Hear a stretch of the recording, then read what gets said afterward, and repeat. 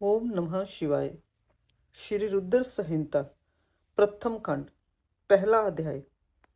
ऋषि गणों की वार्ता, जो विश्व की उत्पत्ति, स्थिति और लय आदि के एकमात्र कारण हैं।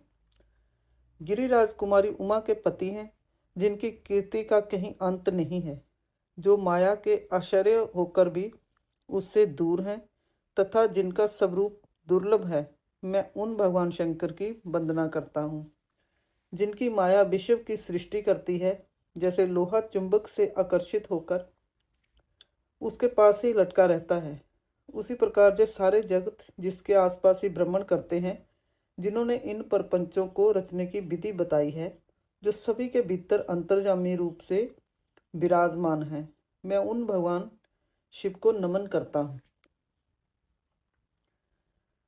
ऋषि बोले, हे सूत जी, अब आप हमसे भगवान शिव व पार्वती के परम उत्तम व दिव्य स्वरूप का वर्णन कीजिए।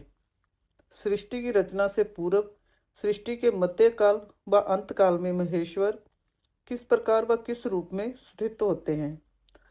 सभी लोगों का कल्याण करने वाले भगवान शिव कैसे प्रसन्न होते हैं तथा प्रसन्न होने पर अपने भक्तों को कौन कौन से उत्तम फल देते हैं। हमने सुना है कि भगवान शिव महान दयालु हैं, अपने भक्तों को कष्ट में नहीं देख सकते। ब्रह्मा, विष्णु और महेश तीनों देवता शिवजी के अंग से ही उत्पन्न हुए हैं। हम पर कृपा कर शिवजी के प्राकाट्य देवी उमा की उत्पत्ति, शिव उमा विवाह, ग्रस्त धर्म एवं शिवजी के अनंत चरित्रों को सुनाइए। सूत जी बोले, हे ऋषियों, आप लोगों के प्रश्न पतित पावनी श्री गंगा जी के समान हैं। सुनने वालों, कहने वालों और पूछने वालों, इन तीनों को पवित्र करने वाले हैं। आपकी इस कथा को सुनने की आंतरिक इच्छा है, इसलिए आप धन्यवाद के पात्र हैं। ब्राह्मणों, भगवान शंकर का रूप साधु, राजसी और तामसी तीनों प्रकृति के मनुष्यों को सदा आनंद प्रदान करने वाला है। वे मनुष्य जिनके मन में कोई तृष्णा नहीं है, ऐसे ऐसे महात्मा पुरुष भगवान शिव के गुणों का ज्ञान करते हैं, क्योंकि शिव की भक्ति मन और कानों को प्रिय लगने वाली और संपूर्ण मनोरथों को देने वाली है। हे ऋषियों, मैं आपके प्रश्नों के अनुसार ही शिव के चरित्रों का वर्णन करता हूँ। आप उसे आदरपूर्वक श्रवण करें। आपके प्रश्नों के अनुसार ही नारद जी ने अपने पिता ब्रह्मा जी से यही प्रश्न किया था। तब ब्रह्मा जी ने प्रसन्न होकर शिव चरित्र सुनाया। उसी संवाद को मैं तुम्हें सुनाता हूँ, क्योंकि उस संवाद में भवसागर से मुक्त कराने वाले गौरीश की अनेकों आश्चर्यमयी लीलाएं वर्णित हैं। दूसरा अध्याय। नारद जी की काम वासना। सूत जी बोले, हे ऋषियों, एक समय की बात है, ब्रह्मा पुत्र नारद जी हिमालय पर्वत की एक गुफा में बहुत दिनों से तपस्या कर रहे थे। उन्होंने दृढ़तापूर्वक समाधि लगाई थी और तप करने लगे थे। उनके उग्र तप का समाचार पाकर देवराज इंद्र कांप उठे। उन्होंने सोचा कि नारद मुनि मेरे स्वर्गलोक के राज्य को छीनना चाहते हैं। जय ख्याल आते ही इंद्र ने उनकी तपस्या में विघ्न डालने की कोशिश की। उन्होंने कामदेव को बुलाया और कहने लगे, हे कामदेव, तुम मेरे परम मित्र एवं हितैषी हो। नारद हिमाचल पर्वत की गुफा में बैठकर तपस्या कर रहा है। कहीं ऐसा न हो कि वह वरदान में ब्रह्मा जी से मेरा स्वर्ग का राज्य ही मांग बैठे। तब तुम वहां जाकर उसका तप भंग कर दो।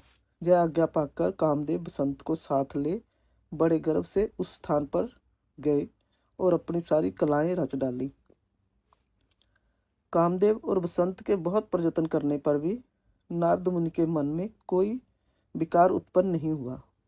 महादेव जी के अनुग्रह से उन दोनों का गर्भ चूर्ण हो गया।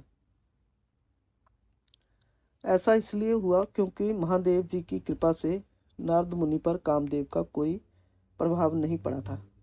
पहले उस आश्रम में भगवान शिव ने तपस्या की थी उसी स्थान पर उन्होंने ऋषि मुनियों की तपस्या का नाश करने वाले कामदेव को भस्म कर डाला था।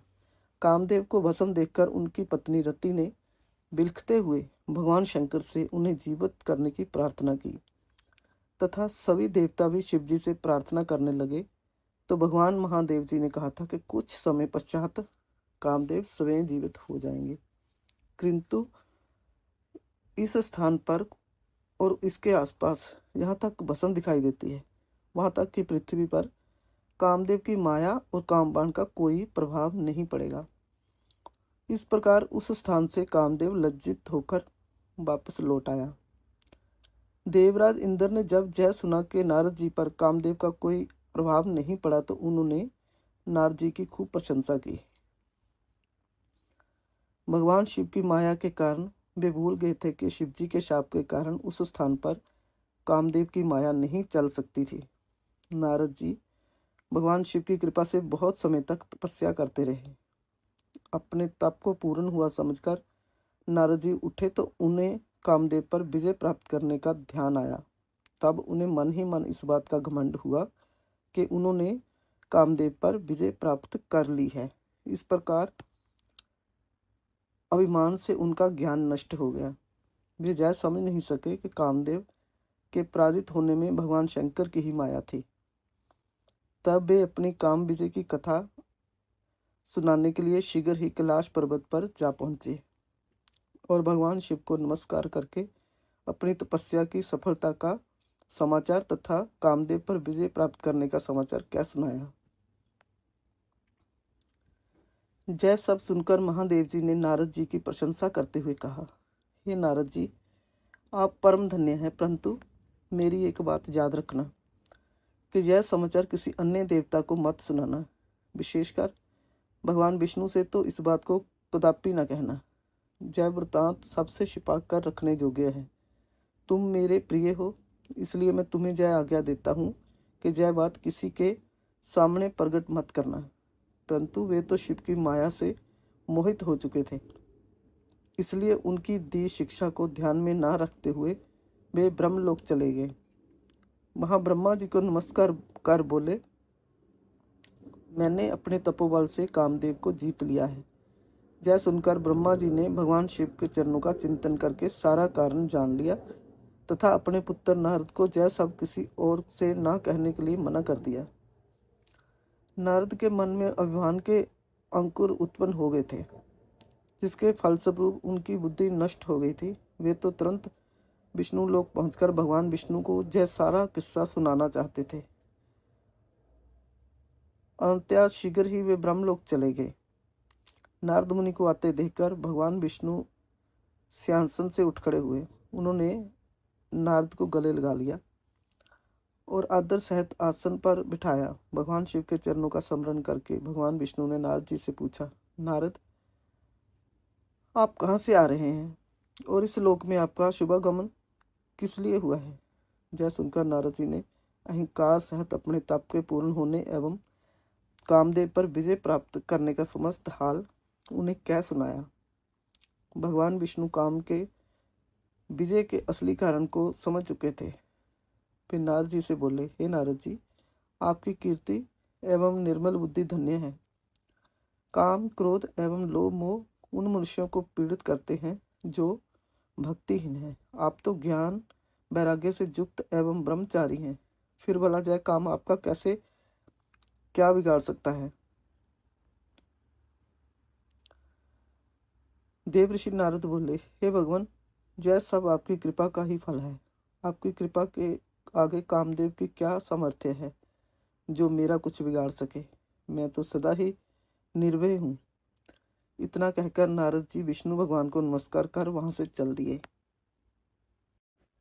तीसरा अध्याय, नारद जी का भगवान विष्णु से उनका रूप मांगना। सूत जी बोले, महर्षियों, नारद जी के चले जाने पर शिव जी की इच्छा से विष्णु भगवान ने एक अद्भुत माया रची। उन्होंने जिस ओर नारद जी जा रहे थे वहां एक सुंदर नगर बना दिया। वह नगर वैकुंठ लोक से भी अधिक रमणीय था। वहाँ बहुत से बिहार स्थल थे। उस नगर के राजा का नाम शीलनिधि था। उस राजा की एक बहुत सुंदर कन्या थी। उन्होंने अपनी पुत्री के लिए स्वयंवर का आयोजन किया था। उनकी कन्या का वर्ण करने के लिए उत्सुक बहुत से राजकुमार पधारे थे। वहाँ बहुत चहल पहल थी। इस नगर की शोभा देखते ही नारद जी का मन मोहित हो गया। जब राजा शीलनिधि ने नारद जी को आते देखा तो उन्हें सादर प्रणाम करके स्वर्ण सिंहासन पर बैठाकर उनकी पूजा की। फिर अपनी देव सुंदरी कन्या को बुलाया, जिसने महर्षि के चरणों में प्रणाम किया। नारद जी से उसका परिचय कराते हुए शीलनिधि ने निवेदन किया, महर्षि, जय मेरी पुत्री श्रीमती है। इसके स्वयंवर का आयोजन किया गया है। इस कन्या के गुण दोषों को बताने की कृपा कीजिए। राजा के ऐसे वचन सुनकर नारद जी बोले, राजन, आपकी कन्या साक्षात लक्ष्मी है।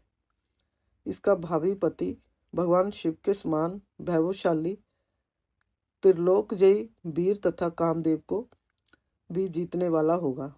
ऐसा कहकर नारद मुनि वहां से चल दिए।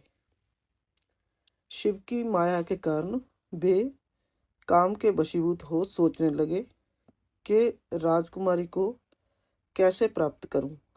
स्वयंवर में आए सुंदर एवं वैभवशाली राजाओं को छोड़कर भला जय मेरा वर्ण कैसे करेगी। वे सोचने लगे कि नारियों को सौंदर्य बहुत प्रिय होता है। सौंदर्य को देखकर ही श्रीमती मेरा वर्ण कर सकती है। ऐसा विचार कर नारद जी फिर विष्णु लोक में जा पहुंचे और उन्हें राजा शीलनिधि की कन्या के स्वयंवर के बारे में बताया तथा उस कन्या के साथ विवाह करने की इच्छा व्यक्त की। उन्होंने भगवान विष्णु से प्रार्थना की कि वे अपना रूप उन्हें प्रदान करें ताकि श्रीमती उन्हें ही वरे। सूत जी कहते हैं, महर्षियों, नारद मुनि की ऐसी बात सुनकर भगवान मधुसूदन हंस पड़े और भगवान शंकर के प्रभाव का अनुभव करके उन्होंने इस प्रकार उत्तर दिया। भगवान विष्णु बोले, हे नारद, वहाँ आप अवश्य जाइए। मैं आपका हित उसी प्रकार करूँगा जिस प्रकार पीड़ित व्यक्ति का श्रेष्ठ वैद्य करता है, क्योंकि तुम मुझे विशेष प्रिय हो।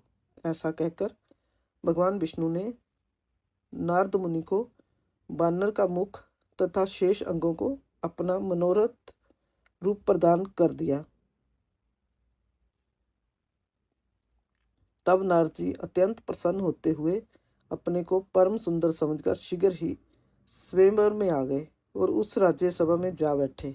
उस सभा में रुद्रगण ब्राह्मण के रूप में बैठे हुए थे। नारद जी का वानर रूप केवल कन्या और रुद्रगणों को ही दिखाई दे रहा था।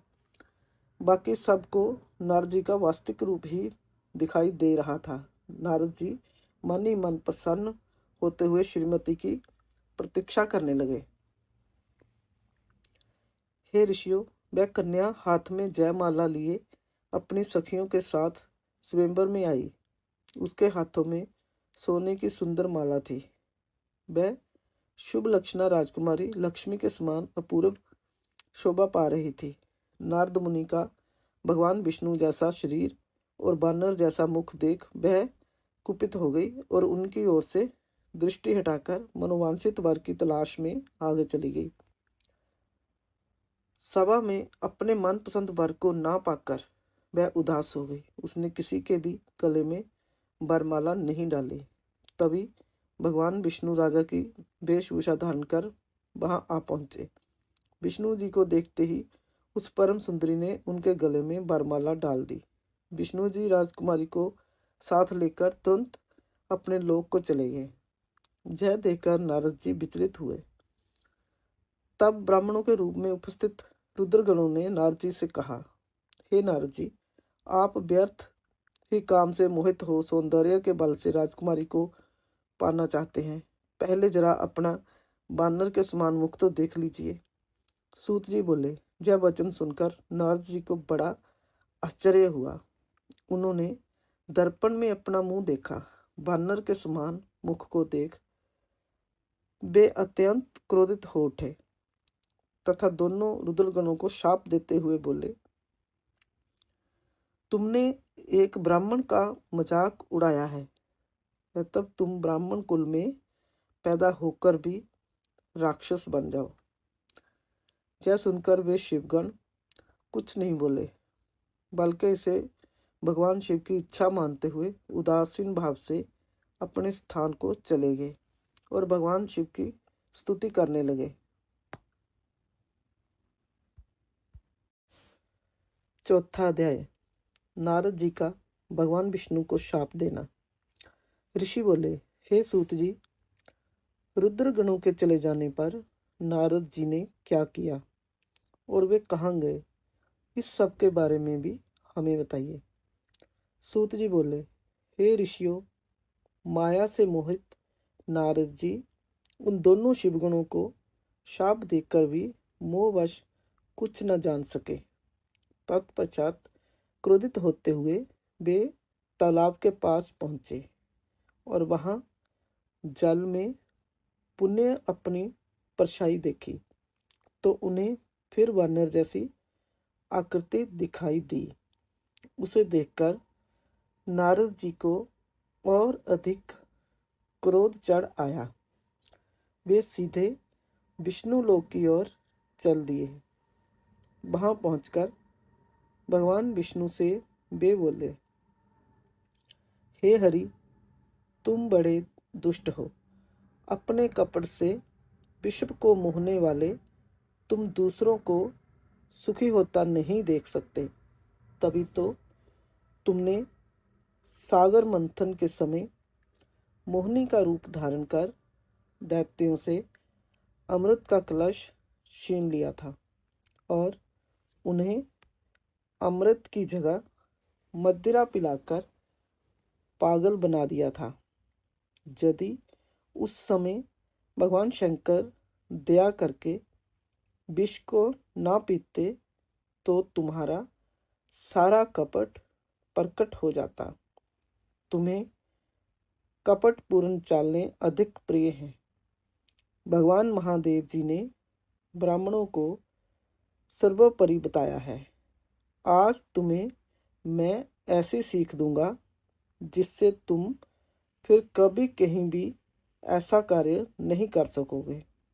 अब तक तुम्हारा किसी शक्तिशाली मनुष्य से पाला नहीं पड़ा है, इसलिए तुम निडर बने हुए हो, परंतु अब तुम्हें तुम्हारी करनी का पूरा फल मिलेगा। माया मोहित नारद जी क्रोध से खिन्न थे। वे भगवान विष्णु को शाप देते हुए बोले, विष्णु, तुमने स्त्री के लिए मुझे व्याकुल किया है। तुम सभी को मोह में डालते हो। तुमने राजा का रूप धारण करके मुझे चला है, इसलिए मैं तुम्हें शाप देता हूँ कि तुम्हारे जिस रूप ने कपटपूर्वक मुझे छला है, तुम्हें वही रूप मिले। तुम राजा होगे और उसी तरह स्त्री का वियोग भोगोगे जिस तरह से मैं भोग रहा हूँ।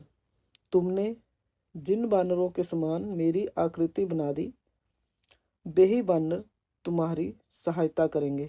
तुम दूसरों को स्त्री वियोग का दुख देते हो, इसलिए तुम्हें भी यही दुख भोगना पड़ेगा।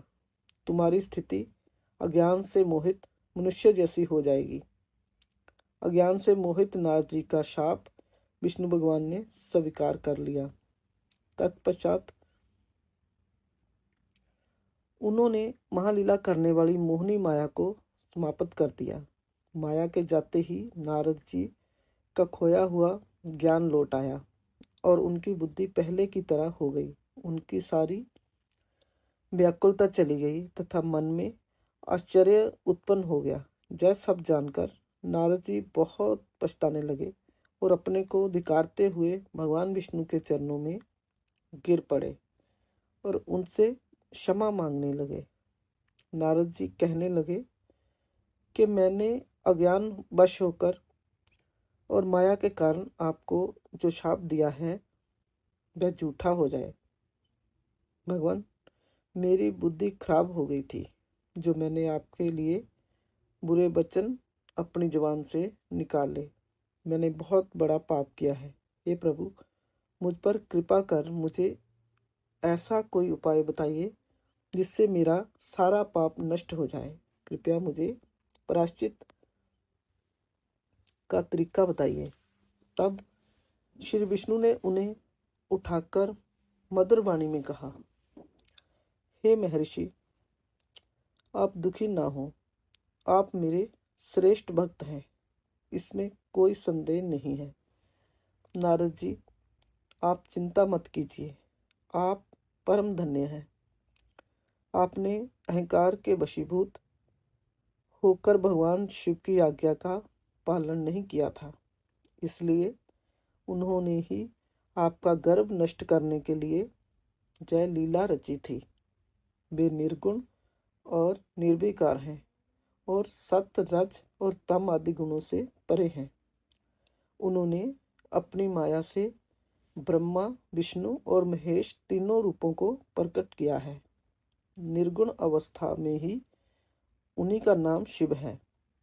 वे ही परमात्मा, महेश्वर, परब्रह्मा, अविनाशी, अनंत और महादेव नामों से जाने जाते हैं। उन्हीं की आज्ञा से ब्रह्मा जी जगत के सृष्टा हैं। मैं तीनों लोकों का पालन करता हूँ और शिव जी रुद्र रूप में सबका संहार करते हैं। वे शिव स्वरूप सबके साक्षी हैं। वे माया से भिन्न और निर्गुण हैं। वे अपने भक्तों पर सदा दया करते हैं। मैं तुम्हें समस्त पापों का नाश करने वाला, भोग एवं मोक्ष प्रदान करने वाला उपाय बताता हूँ। अपने सारे शकों व चिंताओं को त्याग कर भगवान शंकर की यश और कीर्ति का गुणगान करो और सदा अनन्य भाव से शिव जी के शतनाम स्तोत्र का पाठ करो, उनकी उपासना करो तथा प्रतिदिन उनकी पूजा अर्चना करो। जो मनुष्य शरीर, मन और वाणी द्वारा भगवान शिव की उपासना करते हैं उन्हें पंडित या ज्ञानी कहा जाता है। जो मनुष्य शिव जी की भक्ति करते हैं उन्हें संसार रूपी भव सागर से तत्काल मुक्ति मिल जाती है। जो लोग पाप रूपी दावानल से पीड़ित हैं उन्हें शिव नाम रूपी अमृत का पान करना चाहिए। वेदों का पूर्ण ज्ञान प्राप्त करने के पश्चात ही ज्ञानी मनुष्यों ने शिव जी की पूजा को जन्म मरण रूपी बंधनों से मुक्त होने का सर्वश्रेष्ठ साधन बताया है। इसलिए आज से ही रोज भगवान शिव की कथा सुनो और कहा करो तथा उनका पूजन किया करो। अपने हृदय में भगवान शिव के चरणों की स्थापना करो तथा उनके तीर्थों में निवास करते हुए उनकी स्तुति कर उनका गुणगान करो। इसके बाद नारद जी, तुम मेरी आज्ञा से अपने मनोरथ की सिद्धि के लिए ब्रह्मलोक जाना। वहां अपने पिता ब्रह्मा जी की स्तुति करके उनसे शिव महिमा के बारे में पूछना। ब्रह्मा जी शिव भक्तों में श्रेष्ठ हैं। वे तुम्हें भगवान शंकर का महात्म और शतनाम स्तोत्र अवश्य सुनाएंगे।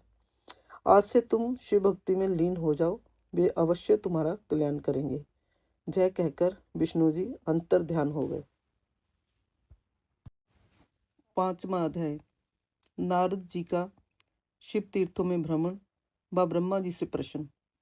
सूत जी बोले, महर्षियों, भगवान श्री हरि के अंतर ध्यान हो जाने पर मुनि श्रेष्ठ नारद जी शिवलिंगों का भक्तिपूर्वक दर्शन करने के लिए निकल गए। इस प्रकार भक्ति मुक्ति देने वाले अनेक शिवलिंगों के उन्होंने दर्शन किए। जब उन रुद्रगणों ने नारद जी को वहां देखा तो वे दोनों गण अपने शाप की मुक्ति के लिए उनके चरणों पर गिर पड़े और उनसे प्रार्थना करने लगे कि वे उनका उद्धार करें। नारद मुने, हम आपके अपराधी हैं। राजकुमारी श्रीमती के स्वयंवर में आपका मन माया से मोहित था। उस समय भगवान शिव की प्रेरणा से आपने हमें शाप दे दिया था। अब आप हमारी जीवन रक्षा का उपाय कीजिए।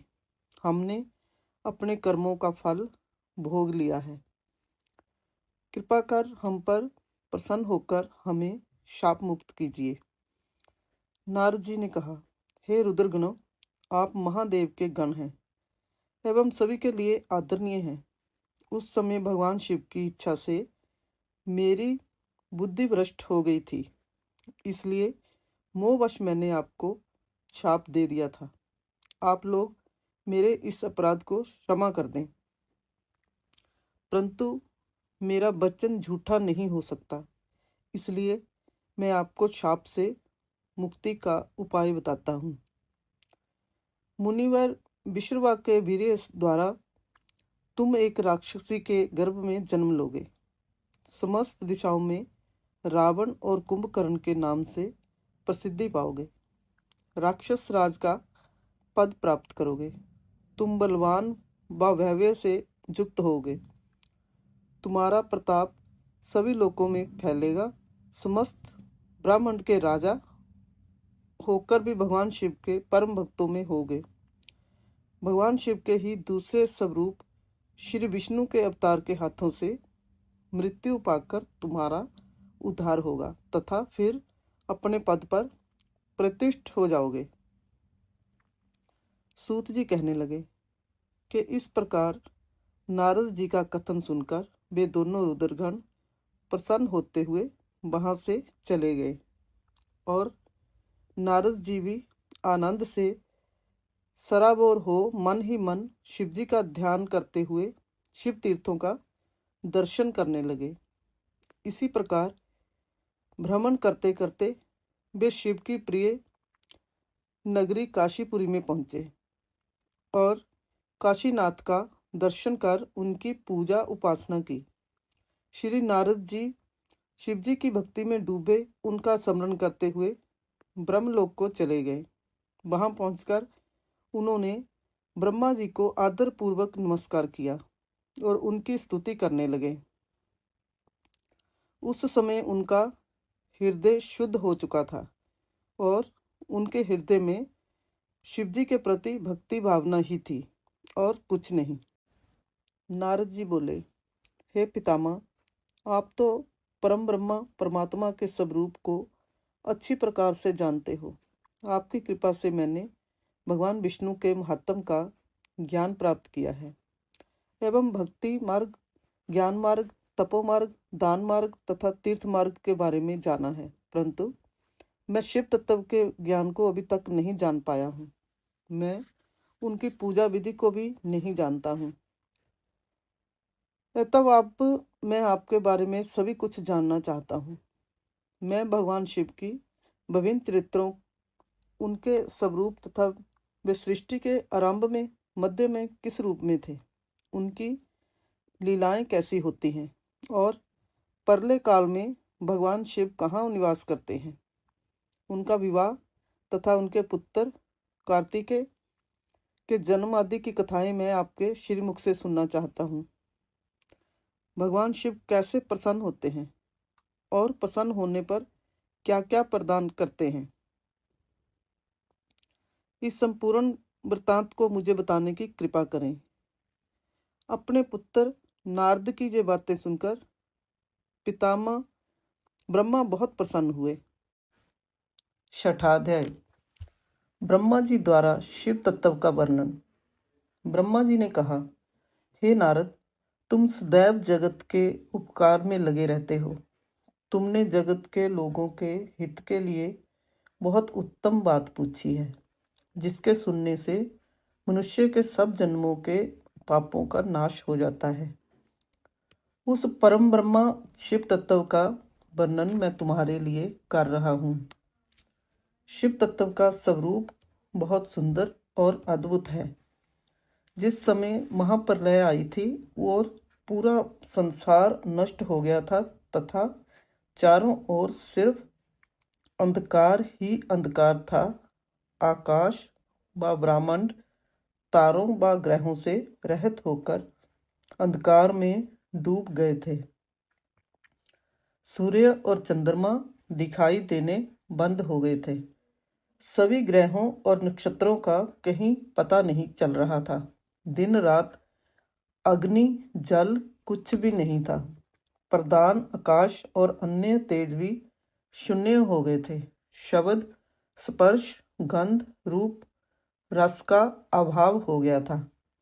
सत्य असत्य सब कुछ खत्म हो गया था। तब सिर्फ सत्य ही बचा था। उस तत्व को मुनिजन एवं योगी अपने हृदय के भीतर ही देखते हैं। वाणी, नाम, रूप, रंग आदि की वहां तक पहुंच नहीं है। उस परब्रह्मा के विषय में ज्ञान और अज्ञान से किए गए संबोधन के द्वारा कुछ समय बाद, अर्थात सृष्टि का समय आने पर, एक से अनेक होने के संकल्प का उदय हुआ। तब उन्होंने अपनी लीला से मूर्ति की रचना की। वह मूर्ति संपूर्ण ऐश्वर्य तथा गुणों से युक्त, संपन्न, सर्वज्ञानमयी एवं सब कुछ प्रदान करने वाली है। यही सदाशिव की मूर्ति है। सभी पंडित विद्वान इसी प्राचीन मूर्ति को ईश्वर कहते हैं। उसने अपने शरीर से स्वश शरीर वाली एवं सब रूपभूता शक्ति की रचना की। वही परम शक्ति प्रकृति गुणमयी और बुद्धि तत्व की जननी कहलाई। उसे शक्ति अंबिका, प्रकृति संपूर्ण लोकों की जननी, त्रिदेवों की माता, नित्या और मूल कारण भी कहते हैं। उसकी 8 भुजाओं एवं मुख की शोभा विचित्र है। उसके मुख के सामने चंद्रमा की कांति भी क्षीण हो जाती है। विभिन्न प्रकार के आभूषण एवं गतियां देवी की शोभा बढ़ाती हैं। वे अनेक प्रकार के अस्त्र शस्त्र धारण किए हुए हैं। सदाशिव को ही सब मनुष्य परम पुरुष ईश्वर शिव शंभु और महेश्वर कहकर पुकारते हैं। उनके मस्तक पर गंगा, भाल में चंद्रमा और मुख में 3 नेत्र शोभा पाते हैं। उनके 5 मुख हैं तथा 10 भुजाओं के स्वामी एवं त्रिशूलधारी हैं। वे अपने शरीर में भस्म लगाए हैं। उन्होंने शिवलोक नामक क्षेत्र का निर्माण किया है। यह परम पावन स्थान काशी नाम से जाना जाता है। यह परम मोक्षदायक स्थान है। इस क्षेत्र में परमानंद रूप शिव पार्वती सहित निवास करते हैं। शिव और शिवा ने प्रलय काल में भी उस स्थान को नहीं छोड़ा, इसलिए शिवजी ने इसका नाम आनंद वन रखा है। एक दिन आनंद वन में घूमते समय शिव शिवा के मन में किसी दूसरे पुरुष की रचना करने की इच्छा हुई। तब उन्होंने सोचा कि इसका भार किसी दूसरे व्यक्ति को सौंपकर हम यहीं काशी में विराजमान रहेंगे। ऐसा सोचकर उन्होंने अपने भाम बाग के 10वें अंग पर अमृत मल दिया, जिससे एक सुंदर पुरुष वहां प्रकट हुआ, जो शांत और सत्व गुणों से युक्त एवं गंभीरता का अथाह सागर था। उसकी कांति इंद्र नीलमणि के समान श्याम थी। उसका पूरा शरीर दिव्य शोभा से चमक रहा था तथा नेत्र कमल के समान थे। उसने हाथ जोड़कर भगवान शिव और शिवा को प्रणाम किया तथा प्रार्थना की कि मेरा नाम निश्चित कीजिए। यह सुनकर भगवान शिव हंसकर बोले कि स्वस्तर व्यापक होने से तुम्हारा नाम विष्णु होगा। तुम भक्तों को सुख देने वाले होगे। तुम यहीं स्थिर रहकर तप करो, वही सभी कार्यों का साधन है। ऐसा कहकर शिवजी ने उन्हें ज्ञान प्रदान किया तथा वहां से अंतर ध्यान हो गए। तब विष्णु जी ने 12 वर्ष तक वहां दिव्य तप किया। तपस्या के कारण उनके शरीर से अनेक जलधाराएं निकलने लगीं। उस जलधारा से सारा सूना आकाश व्याप्त हो गया। वह ब्रह्मरूप जल अपने स्पर्श मात्र से पापों का नाश करने वाला था। उस जल में भगवान विष्णु ने स्वयं शयन किया। नार अर्थात जल में निवास करने के कारण ही वे नारायण कहलाए। तभी से उन महात्मा से सब तत्वों की उत्पत्ति हुई। पहले प्रकृति से महान और उससे 3 गुण उत्पन्न हुए तथा उनसे अहंकार उत्पन्न हुआ।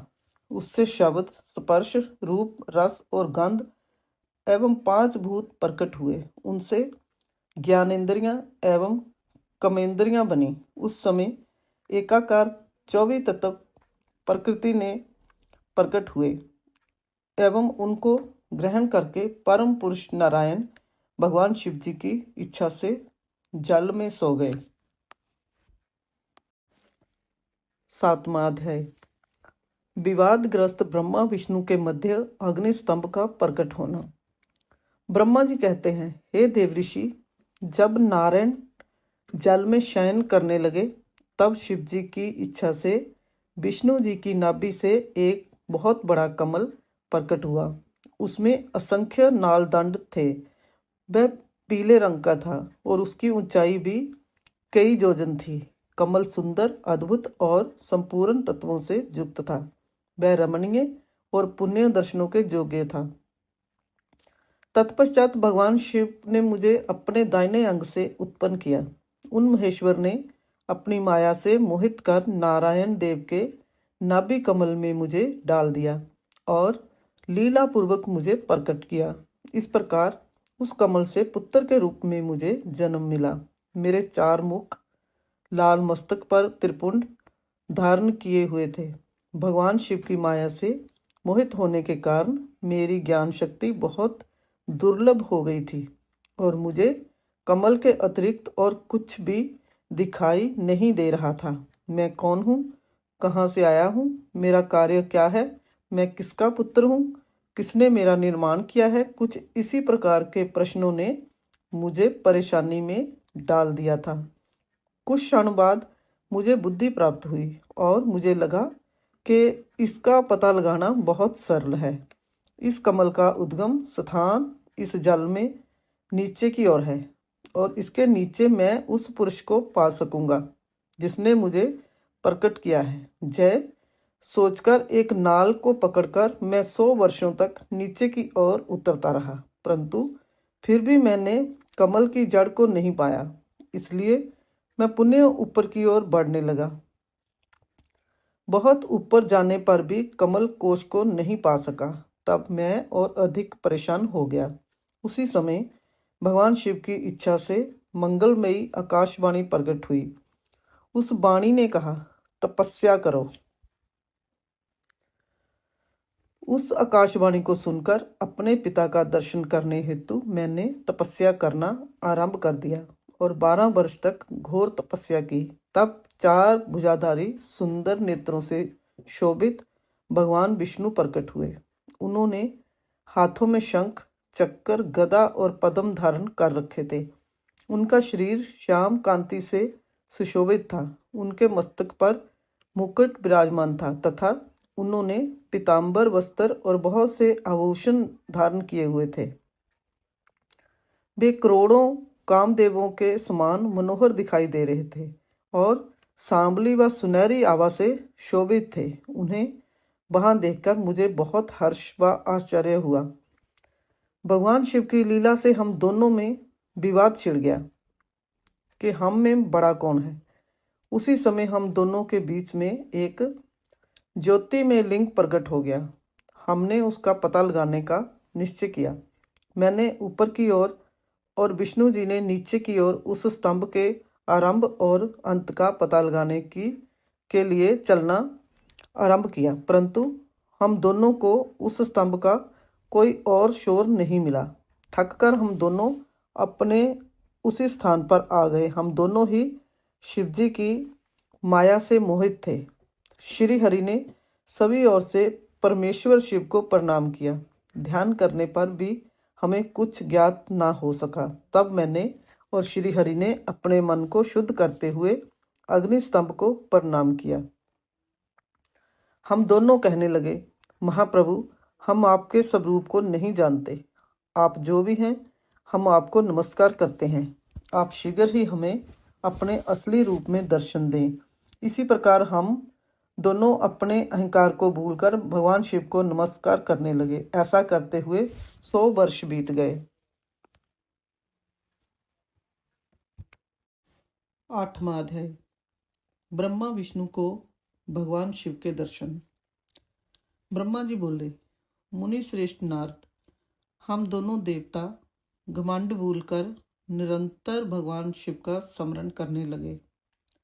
हमारे मन में ज्योतिर्लिंग के रूप में प्रकट परमेश्वर के वास्तविक रूप का दर्शन करने की इच्छा और प्रबल हो गई।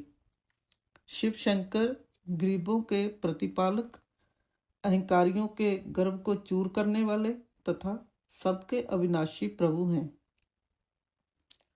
वे हम पर दया करते हुए हमारी उपासना से प्रसन्न हो गए। उस समय वहां उन सुर श्रेष्ठ से ओम नाद स्पष्ट रूप से सुनाई देता था। उस नाद के विषय में मैं और विष्णु जी दोनों यही सोच रहे थे कि यह कहाँ से सुनाई पड़ रहा है। उन्होंने लिंग के दक्षिण भाग में सनातन आदि वर्ण आकार का दर्शन किया, उत्तर भाग में उकार का, मध्य भाग में मकार का और अंत में ओम नाद का साक्षात दर्शन एवं अनुभव किया। दक्षिण भाग में प्रकट हुए आकार का सूर्य मंडल के समान तेजो में रूप देखकर जब उन्होंने उत्तर भाग में देखा तो वह अग्नि के समान दीप्तिशाली दिखाई दिया। तत्पश्चात ओम को देखा जो सूर्य और चंद्रमंडल की भांति स्थित थे और जिनके शुरू एवं अंत का कुछ पता नहीं था तथा सत्य, आनंद और अमृत स्वरूप पर ब्रह्मा प्रायण ही दृष्टिगोचर हो रहा था। परंतु यह कहाँ से प्रकट हुआ है, इस अग्नि स्तंभ की उत्पत्ति कहाँ से हुई है, जय श्री हरि सोचने लगे तथा इसकी परीक्षा लेने के संबंध में विचार करने लगे। तब श्री हरि ने भगवान शिव का चिंतन करते हुए वेद और शब्द के आवेश से युक्त हो अनुपम अग्नि स्तंभ के नीचे जाने का निर्णय लिया। मैं और विष्णु जी विश्वात्मा शिव का चिंतन कर रहे थे। तभी वहां एक ऋषि प्रकट हुए। उन्हीं ऋषि के द्वारा परमेश्वर विष्णु ने जाना कि इस शब्द ब्रह्म में शरीर वाले परम लिंग के रूप में साक्षात परब्रह्मा स्वरूप महादेव जी प्रकट हुए हैं। जे चिंता रहित रुद्र हैं। पर ब्रह्मा परमात्मा शिव का वाचक प्रणव ही है। वह एक सत्य परम कारण, आनंद, अकृत, प्रातपर और परम ब्रह्म है। प्रणव के पहले अक्षर आकार से जगत के बीजभूत अर्थात ब्रह्मा जी का बोध होता है। दूसरे अक्षर उकार से सभी के कारण श्री हरि विष्णु का बोध होता है। तीसरा अक्षर मकार से भगवान शिव का ज्ञान होता है। अकार सृष्टिकर्ता, उकार मोह में डालने वाला और मकार नित्य अनुग्रह करने वाला है। मकार अर्थात भगवान शिव बीजी अर्थात बीज के स्वामी हैं, तो अकार अर्थात ब्रह्मा जी बीज हैं। उकार अर्थात विष्णु जी जोनी हैं। महेश्वर बीजी बीज और जोनी हैं। इन सभी को नाद कहा गया है। बीजी अपने बीज को अनेक रूपों में विभक्त करते हैं। बीजी भगवान शिव के लिंग से उकार रूप जोनी में स्थापित होकर चारों तरफ ऊपर की ओर बढ़ने लगा। वह दिव्य अंड कई वर्षों तक जल में रहा। हजारों वर्ष के बाद भगवान शिव ने इस अंड को 2 भागों में विभक्त कर दिया। तब इसके 2 भागों में से पहला स्वर्ण में कपाल ऊपर की ओर स्थित हो गया, जिससे स्वर्ग लोक उत्पन्न हुआ तथा कपाल के नीचे के भाग से 5 तत्वों वाली पृथ्वी प्रकट हुई। उस अंड से चतुर्मुख ब्रह्मा उत्पन्न हुए जो समस्त लोकों के सृष्टा हैं। भगवान महेश्वर ही आ उ बा म त्रिविध रूपों में वर्णित हैं। इसलिए ज्योतिर्लिंग स्वरूप सदाशिव को ओम कहा गया है। इसकी सिद्धि यजुर्वेद में भी होती है। देवेश्वर शिव को जानकर विष्णु जी ने शक्ति संभूत मंत्रों द्वारा उत्तम एवं महान अभ्युदय से शोभित भगवान शिव की स्तुति करनी शुरू कर दी। इसी समय मैंने और विश्व पालक भगवान विष्णु ने एक अद्भुत व सुंदर रूप देखा, जिसके 5 मुख, 10 भुजा, कपूर के समान गौर वर्ण, परम कांति में अनेक आभूषणों से विभूषित, महान उदार, महावीर्यवान और महापुरुषों के लक्षणों से युक्त था, और जिसके दर्शन पाकर मैं और विष्णु जी धन्य हो गए। तब परमेश्वर महादेव भगवान प्रसन्न होकर अपने दिव्यमय रूप में स्थित हो गए। आकार उनका मस्तक और आकार ललाट है। इकार दाहिना और इकार बायां नेत्र है। उकार दाहिना और ऊकार बायां कान है। कराकार दायां और कराकार बायां गाल है। लू ली उनकी नाक के छिद्र हैं। एकार और ऐकार उनके दोनों होंठ हैं। ओकार और ओकार उनकी दोनों दंत पंक्तियां हैं। अ और आ देवा आदि देव शिव के तालु हैं। क आदि 5 अक्षर उनके दाहिने 5 हाथ हैं और च आदि बाएं 5 हाथ हैं। त और ट से शुरू 5 अक्षर उनके पैर हैं। पकार पेट है। फकार दायां और बकार बायां पार्श्व भाग है। बकार कंधा, मकार हृदय है। अकार नाभि है। य से स तक के 7 अक्षर 7 धातुएं हैं, जिनसे भगवान शिव का शरीर बना है। इस प्रकार भगवान महादेव व भगवती उमा के दर्शन कर हम दोनों कृतार्थ हो गए। हमने उनके चरणों में प्रणाम किया। तब हमें 5 कलाओं से युक्त ओंकार जनित मंत्र का साक्षात्कार हुआ। तत्पश्चात महादेव जी ओम तत्वमसि महावाक्य दृष्टिगोचर हुआ, जो परम उत्तम मंत्र रूप है। इसके बाद धर्म और अर्थ का साधक बुद्धि स्वरूप 24 अक्षरीय गायत्री मंत्र प्रकट हुआ, जो पुरुषार्थ रूपी फल देने वाला है। तत्पश्चात मृत्युंजय मंत्र, फिर पंचाक्षर मंत्र तथा दक्षिणामूर्ति व चिंतामणि का साक्षात्कार हुआ। इन 5 मंत्रों को विष्णु भगवान ने ग्रहण कर जपना आरंभ किया। ईशों के मुक्तमणि ईशान हैं, जो पुरारतत्व पुरुष हैं, हृदय को प्रिय लगने वाले, जिनके चरण सुंदर हैं, जो सांप को आभूषण के रूप में धारण करते हैं, जिनके पैर व नेत्र सभी और हैं, जो मुझ ब्रह्मा के अधिपति, कल्याणकारी तथा सृष्टि पालन एवं संहार करने वाले हैं। उन वरदायक शिव की मेरे साथ भगवान विष्णु ने प्रिय वचनों द्वारा संतुष्ट चित्त से स्तुति की। 9वां अध्याय। देवी उमा एवं भगवान शिव का प्रकाट्य एवं उपदेश देना। ब्रह्मा जी बोले, नारद, भगवान विष्णु द्वारा की गई अपनी स्तुति सुनकर कल्याण में शिव बहुत प्रसन्न हुए और देवी उमा सहित वहां प्रकट हो गए। भगवान शिव के 5 मुख थे और हर मुख में 3-3 नेत्र थे। मस्तक में चंद्रमा, सिर पर जटा तथा संपूर्ण अंगों में विभूति लगा रखी थी। 10 भुजा वाले गले में नीलकंठ आभूषणों से विभूषित और माथे पर भस्म का त्रिपुंड लगाए थे। उनका जय रूप मन को मोहित करने वाला और परम आनंदमयी था। महादेव जी के साथ भगवती उमा ने भी हमें दर्शन दिए। उनको देखकर मैंने और विष्णु जी ने पुण्य उनकी स्तुति करनी शुरू कर दी। तब पापों का नाश करने वाले तथा अपने भक्तों पर सदा कृपा दृष्टि रखने वाले महेश्वर ने मुझे और भगवान विष्णु को शिवाज से वेद का उपदेश दिया। तत्पश्चात उन्होंने हमें गुप्त ज्ञान प्रदान किया। वेद का ज्ञान प्राप्त कर कृतार्थ हुए विष्णु जी और मैंने भगवान शिव और देवी के सामने अपने दोनों हाथ जोड़कर नमस्कार किया तथा प्रार्थना की।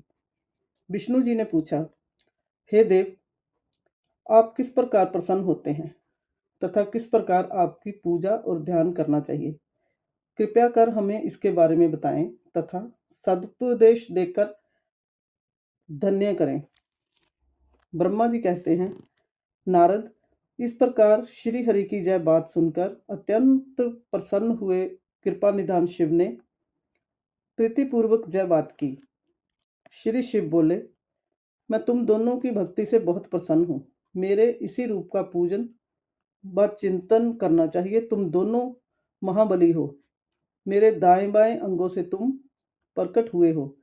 लोक पिता ब्रह्मा मेरे दाहिने पार्श्व से और पालनहार विष्णु मेरे बाएं पार्श्व से प्रकट हुए हो। मैं तुम पर भली भांति प्रसन्न हूँ और तुम्हें मनोवांछित फल देता हूँ। तुम दोनों की भक्ति सुदृढ़ हो। मेरी आज्ञा का पालन करते हुए ब्रह्मा जी आप जगत की रचना करें तथा भक्त विष्णु जी आप इस जगत का पालन करें। भगवान विष्णु बोले, प्रभु, यदि आपके हृदय में हमारी भक्ति से प्रीति उत्पन्न हुई है और आप हम पर प्रसन्न होकर हमें वर देना चाहते हैं, तो हम यही वर मांगते हैं कि हमारे हृदय में सदैव आपकी अनन्य एवं अविचल भक्ति बनी रहे। ब्रह्मा जी बोले, नारद, विष्णु जी की यह बात सुनकर भगवान शंकर प्रसन्न हुए। तब हमने दोनों हाथ जोड़कर उन्हें प्रणाम किया। शिव जी कहते हैं, मैं सृष्टि पालन और संहार का करता हूँ। मेरा स्वरूप सगुण और निर्गुण है। मैं ही सच्चिदानंद निर्विकार परब्रह्म और परमात्मा हूँ।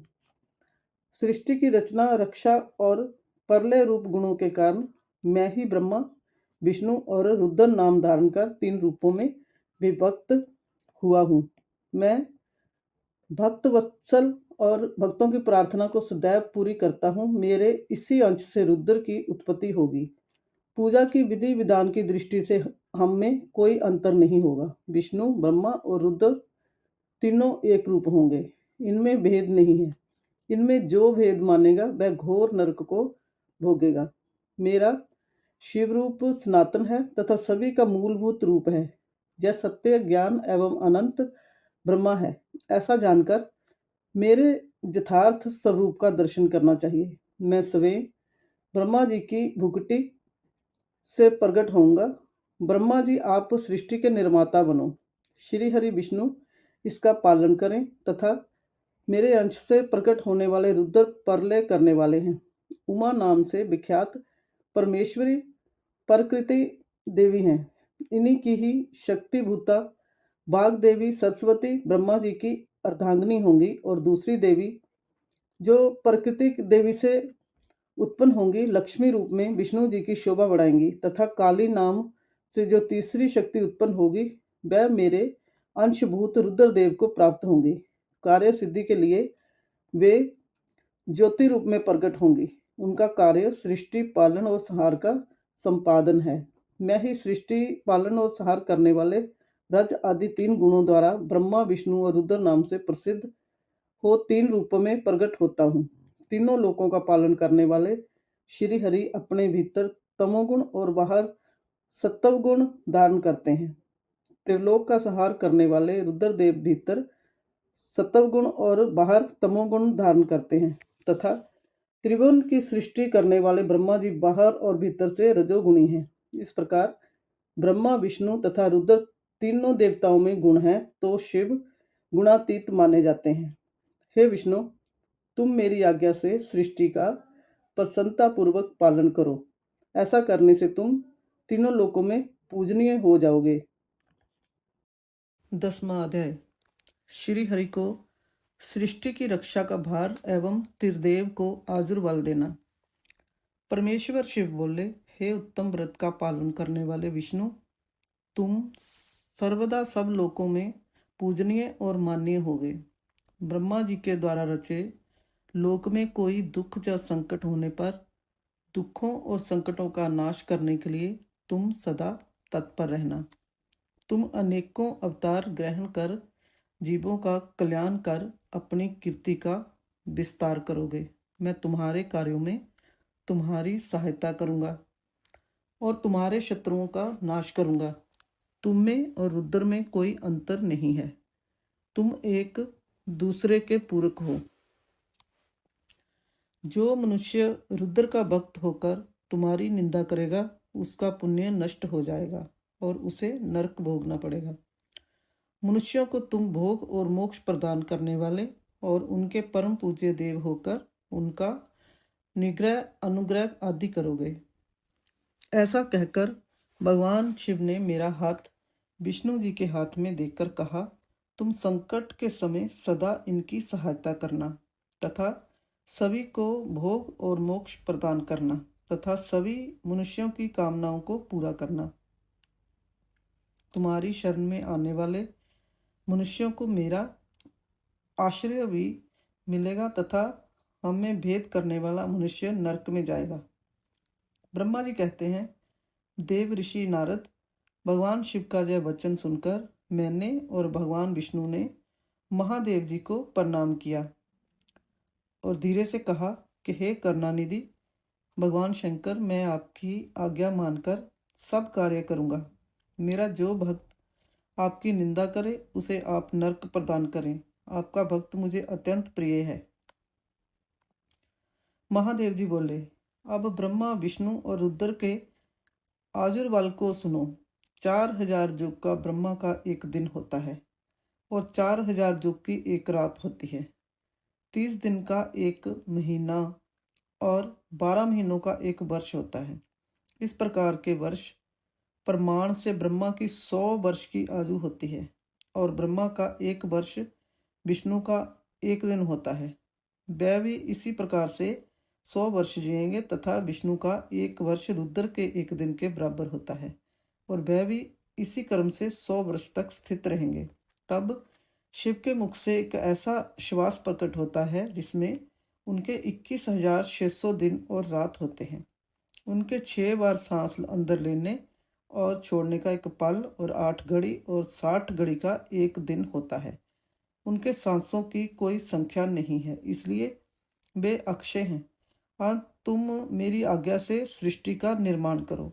अनेक वचनों को सुनकर विष्णु जी ने उन्हें प्रणाम करते हुए कहा कि आपकी आज्ञा मेरे लिए शिरोधार्य है। जय सुनकर भगवान शिव ने उन्हें आशीर्वाद दिया और अंतर ध्यान हो गए।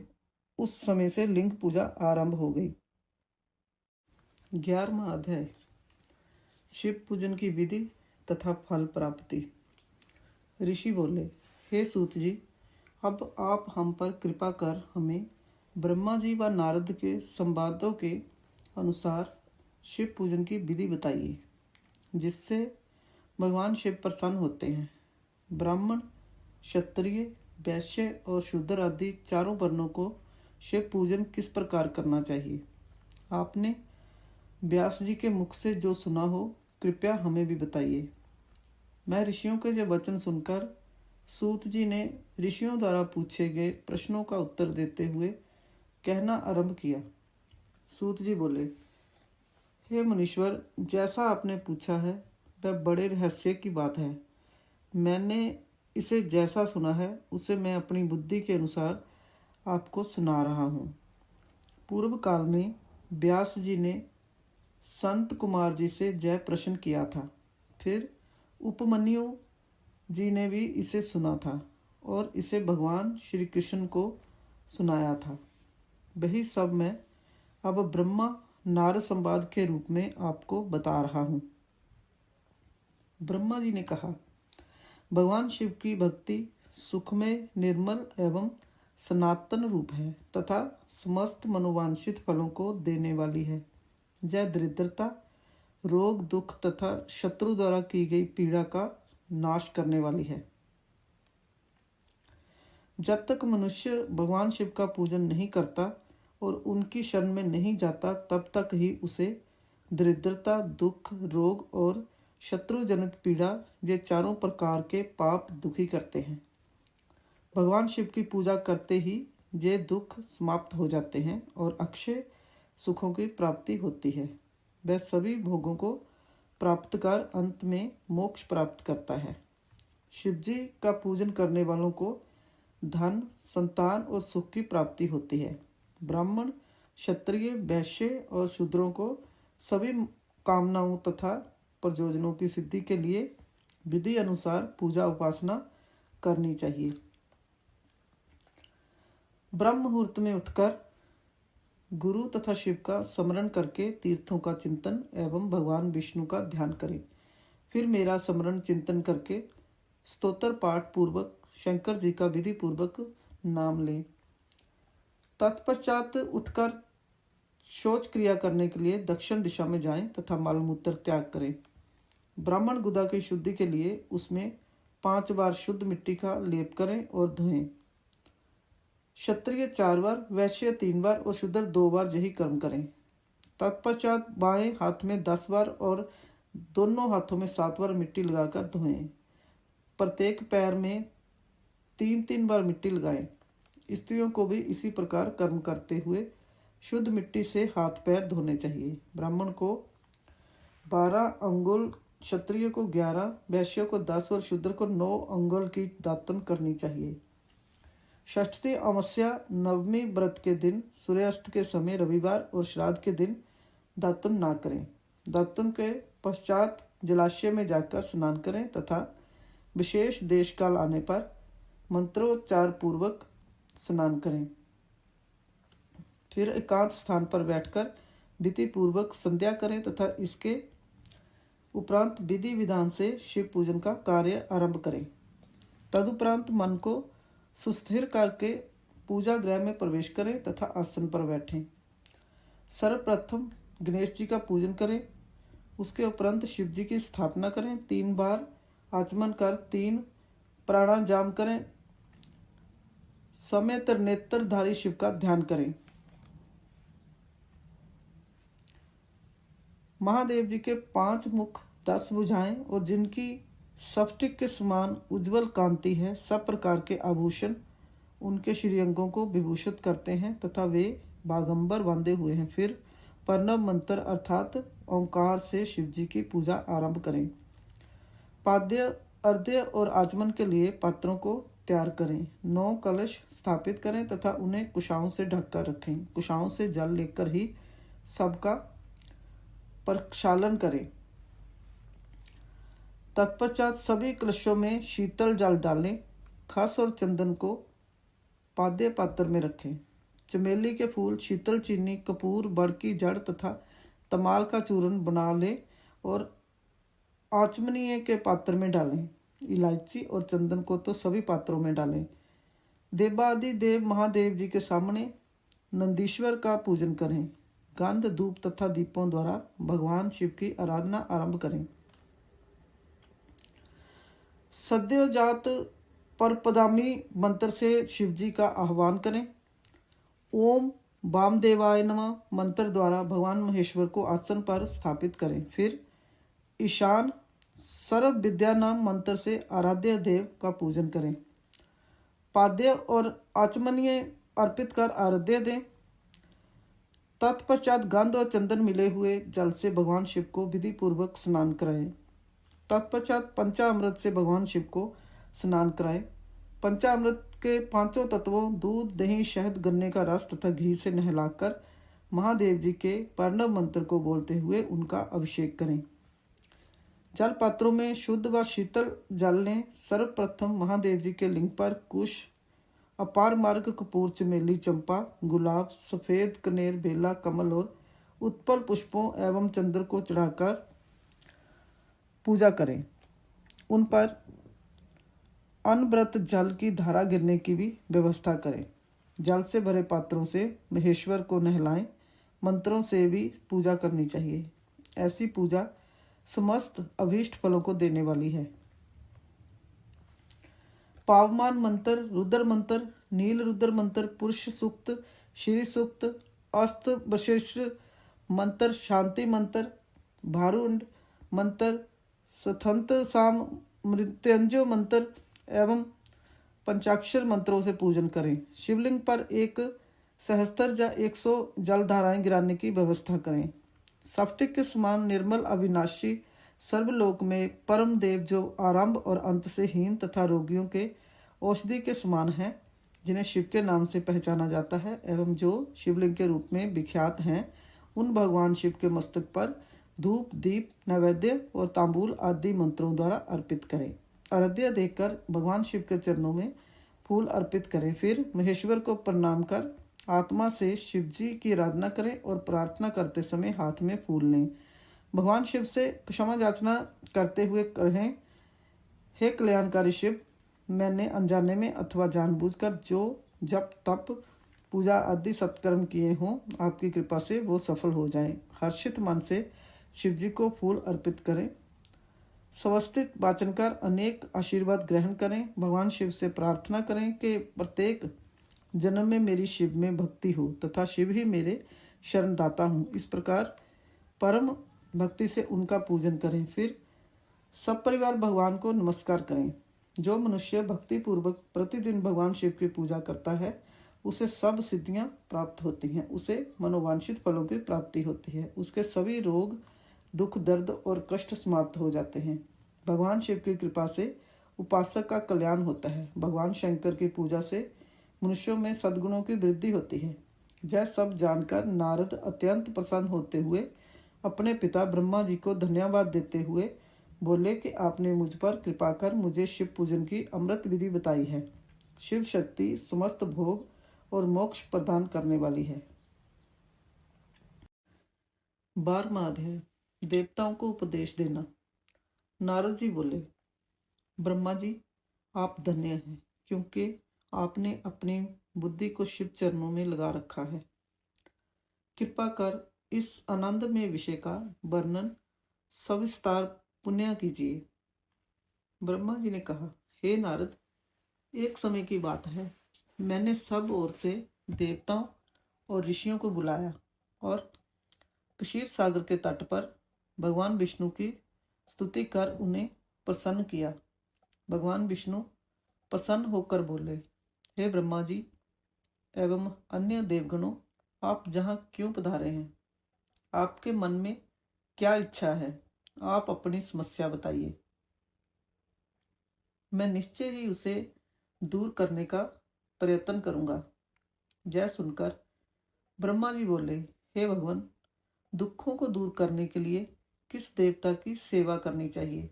तब भगवान विष्णु ने उनके प्रश्न का उत्तर देते हुए कहा, हे ब्राह्मण, भगवान शिव शंकर ही सब दुखों को दूर करने वाले हैं। सुख की कामना करने वाले मनुष्य को उनकी भक्ति में सदैव लगे रहना चाहिए। उन्हीं में मन लगाएं और उन्हीं का चिंतन करें। जो मनुष्य शिव भक्ति में लीन रहता है, जिसके मन में वे विराजमान है, वह मनुष्य कभी दुखी नहीं हो सकता। पूर्व जन्म में किए गए पुण्यों एवं शिव भक्ति से ही पुरुषों को सुंदर भवन, आभूषणों से विभूषित स्त्रियां, मन का संतोष, धन संपदा, स्वस्थ शरीर, पुत्र पौत्र, अलौकिक प्रतिष्ठा, स्वर्ग के सुख एवं मोक्ष प्राप्त होता है। जो स्त्री या पुरुष प्रतिदिन भक्ति पूर्वक शिवलिंग की पूजा करता है, उसको हर जगह सफलता प्राप्त होती है। वह पापों के बंधन से छूट जाता है। ब्रह्मा जी एवं अन्य गणों ने भगवान विष्णु के उपदेश को ध्यान पूर्वक सुना। भगवान विष्णु को प्रणाम कर कामनाओं की पूर्ति हेतु उन्होंने शिवलिंग की प्रार्थना की। तब श्री विष्णु ने विश्वकर्मा को बुलाकर कहा, हे मुने, तुम मेरी आज्ञा से देवताओं के लिए शिवलिंगों का निर्माण करो। तब विश्वकर्मा ने मेरी और श्री हरि की आज्ञा को मानते हुए देवताओं के लिए उनके अनुसार लिंगों का निर्माण कर उन्हें प्रदान किया। मुनि श्रेष्ठ नारद, सभी देवताओं को प्राप्त शिवलिंगों के विषय में सुनो। सभी देवता अपने द्वारा प्राप्त लिंग की पूजा उपासना करते हैं। पद्म पराग मणि का लिंग इंद्र को, सोने का कुबेर को, पुखराज का धर्मराज को, श्याम वर्ण का वरुण को, इंद्र नीलमणि का विष्णु को और ब्रह्मा जी हिमालय लिंग को प्राप्त कर उसका भक्ति पूर्वक पूजन करते हैं। इसी प्रकार विश्वदेव चांदी के लिंग की और वसुगण पीतल के बने लिंग की भक्ति करते हैं। पीतल का अश्विनी कुमारों को, स्फटिक का लक्ष्मी को, तांबे का आदित्यों को और मोती का लिंग चंद्रमा को प्रदान किया गया है। ब्रजलिंग ब्राह्मणों के लिए व मिट्टी का लिंग ब्राह्मणों की स्त्रियों के लिए है। मायासुर चंदन द्वारा बने लिंगा और नागों द्वारा मूंगे के बने शिवलिंग का आदर पूर्वक पूजन किया जाता है। देवी मक्खन के बने लिंग की अर्चना करती हैं। जोगी जन भस्म में लिंग की, यक्षगण दधि से निर्मित लिंग की, छाया देवी आटे के लिंग और ब्रह्म पत्नी रतन में शिवलिंग की पूजा करती हैं। बाणासुर पार्थिव लिंग की पूजा करता है। भगवान विष्णु ने देवताओं को उनके हित के लिए शिवलिंग के साथ पूजन विधि भी बताई है। देवताओं के वचनों को सुनकर मेरे हृदय में हर्ष की अनुभूति हुई। मैंने लोगों का कल्याण करने वाली शिव पूजा की उत्तम विधि बताई। यह शिव भक्ति समस्त अविष्ट फलों को प्रदान करने वाली है।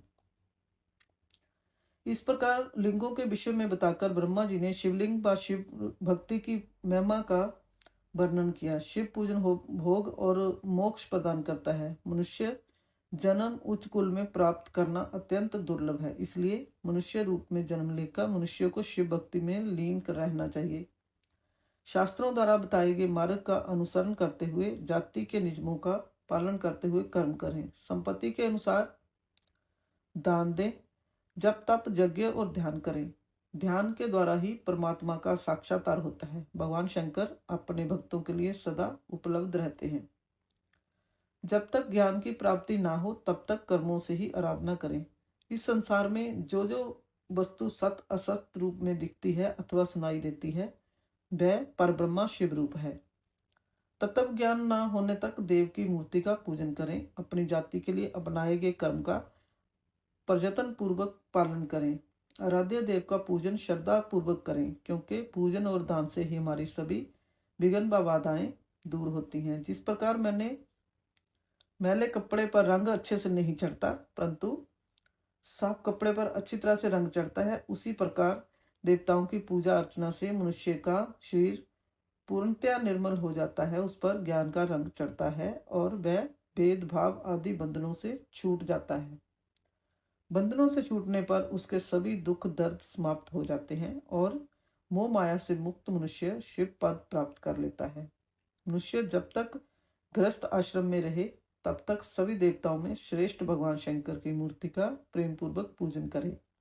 भगवान शंकर ही सभी देवताओं के मूल हैं।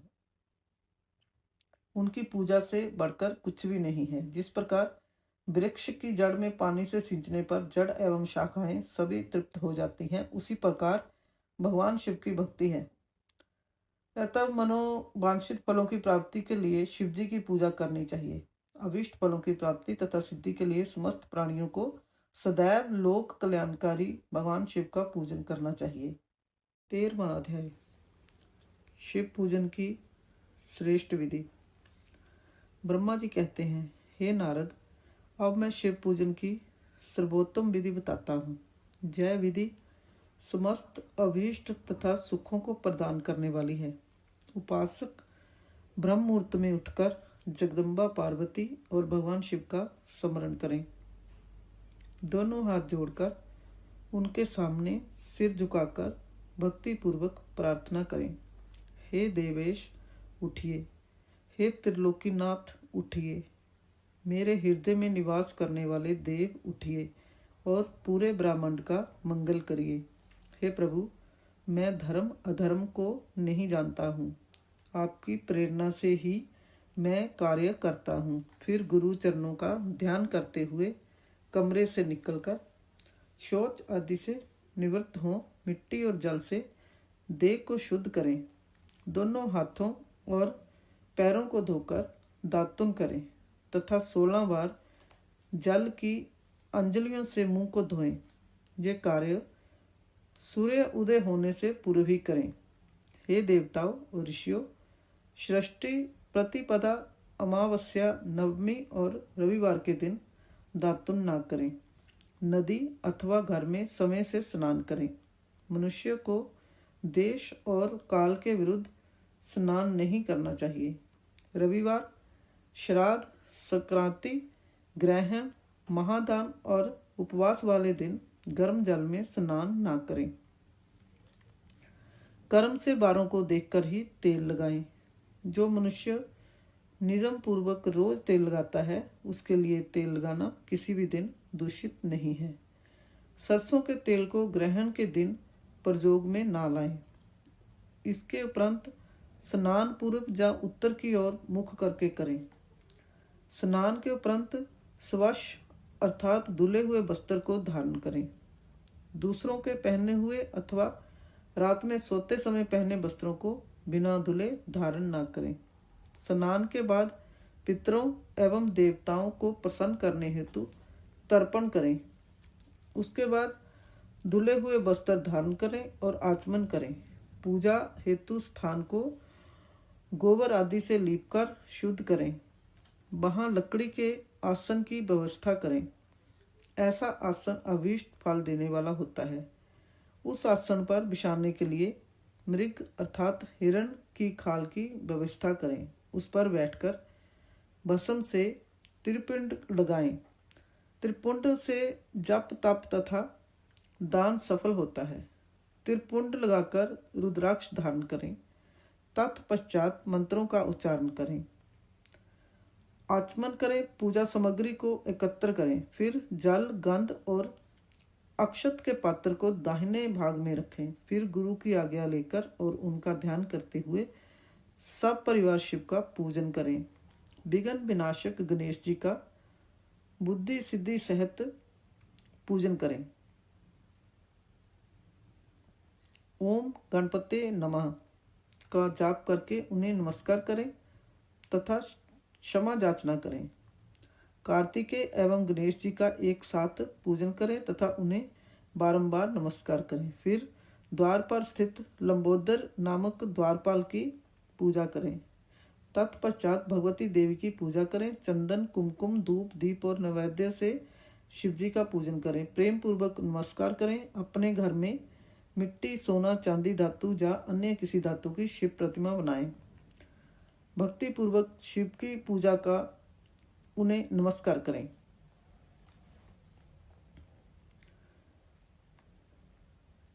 मिट्टी का शिवलिंग बनाकर विधि पूर्वक उसकी स्थापना करें तथा उसकी प्राण प्रतिष्ठा करें।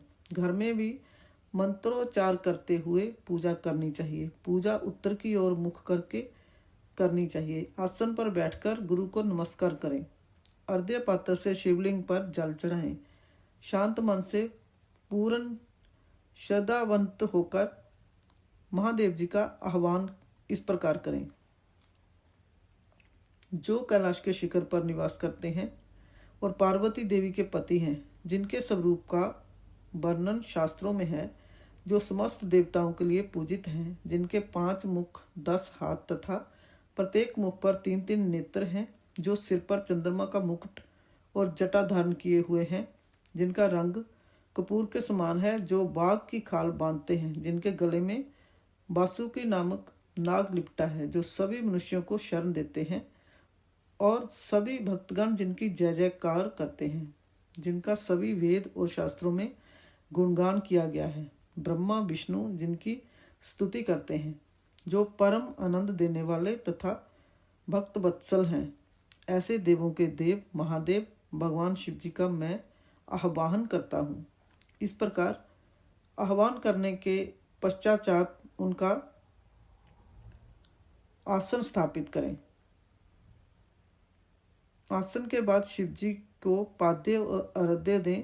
पंचामृत के द्रव्यों द्वारा शिवलिंग को स्नान कराएं तथा मंत्रों सहित द्रव्य अर्पित करें। स्नान के पश्चात सुगंधित चंदन का लेप करें तथा सुगंधित जलधारा से उनका अभिषेक करें। फिर आचमन कर जल दें और वस्त्र अर्पित करें। मंत्रों द्वारा भगवान शिव को तिल जौ गेहूं मूंग उड़द अर्पित करें। पुष्प चढ़ाएं। शिव जी के प्रत्येक मुख पर कमल शतपत्र शंख पुष्प कुश पुष्प धतूरा मंदार द्रोण पुष्प तुलसी दल तथा बेल पत्तर चढ़ाकर प्राभक्ति से महेश्वर की विशेष पूजा करें। बेल पत्तर समर्पित करने से शिव जी की पूजा सफल होती है। तत्पश्चात सुगंधित चूर्ण तथा सुवास्तिक तेल बड़े हर्ष के साथ भगवान शिव को अर्पित करें। गूगल और अगरू की धूप दें। घी का दीपक जलाएं। प्रभु शंकर, आपको हम नमस्कार करते हैं। आप अर्घ्य को स्वीकार करके मुझे रूप दीजिए, यश दीजिए और भोग व मोक्ष रूपी फल प्रदान कीजिए। जय कहकर अर्घ्य अर्पित करें, नैवेद्य व तांबूल अर्पित करें, 5 बत्ती की आरती करें, 4 बार पैरों में, 2 बार नाभि के सामने, 1 बार मुख के सामने तथा संपूर्ण शरीर में 7 बार आरती दिखाएं। तत्पश्चात शिव जी की परिक्रमा करें। हे प्रभु शिव शंकर, मैंने अज्ञान से अथवा जानबूझकर जो पूजन किया है वह आपकी कृपा से सफल हो। हे भगवान, मेरी प्राण आप में लगे हैं, मेरा मन सदा आपका ही चिंतन करता है। हे गौरीनाथ, भूतनाथ, आप मुझ पर प्रसन्न होइए। प्रभु, जिनके पैर लड़खड़ाते हैं उनका आप ही एकमात्र सहारा हैं। जिन्होंने कोई भी अपराध किया है उनके लिए आप ही शरणदाता हैं। जय प्रार्थना करके पुष्पांजलि अर्पित करें तथा पुनः भगवान शिव को नमस्कार करें। देवेश्वर प्रभु, अब आप परिवार सहित अपने स्थान को पधारें तथा जब पूजा का समय हो तब पुण्य यहाँ पधारें। इस प्रकार भगवान शंकर की प्रार्थना करते हुए उनका विसर्जन करें और उस जल को अपने हृदय में लगाकर मस्तक पर लगाएं। हे महर्षियों, इस प्रकार मैंने आपको शिव पूजन की सर्वोत्तम विधि बता दी है जो भोग और मोक्ष प्रदान करने वाली है। ऋषिगण बोले, हे ब्रह्मा जी, आप सर्वश्रेष्ठ हैं। आपने हम पर कृपा कर शिव पूजन की सर्वोत्तम विधि का वर्णन हमसे किया, जिसे सुनकर हम सब कृतार्थ हो गए। 14वां अध्याय, पुष्पों द्वारा शिव पूजा का महात्म। ऋषियों ने पूछा, हे महाभाग, अब आप यह बताइए कि भगवान शिव की किन किन फूलों से पूजा करनी चाहिए। विभिन्न फूलों से पूजा करने पर क्या क्या फल प्राप्त होते हैं। सूत जी बोले, हे ऋषियों, यही प्रश्न नारद जी ने ब्रह्मा जी से किया था। ब्रह्मा जी ने उन्हें पुष्पों द्वारा शिव जी की पूजा के महात्म को बताया। ब्रह्मा जी ने कहा, नारद, लक्ष्मी अर्थात धन की कामना करने वाले मनुष्य को कमल के फूल, बेल पत्तर, शतपत्तर और शंख पुष्प से भगवान शिव का पूजन करना चाहिए। 1,00,000 पुष्पों द्वारा भगवान शिव की पूजा होने पर सभी पापों का नाश हो जाता है और लक्ष्मी की प्राप्ति होती है।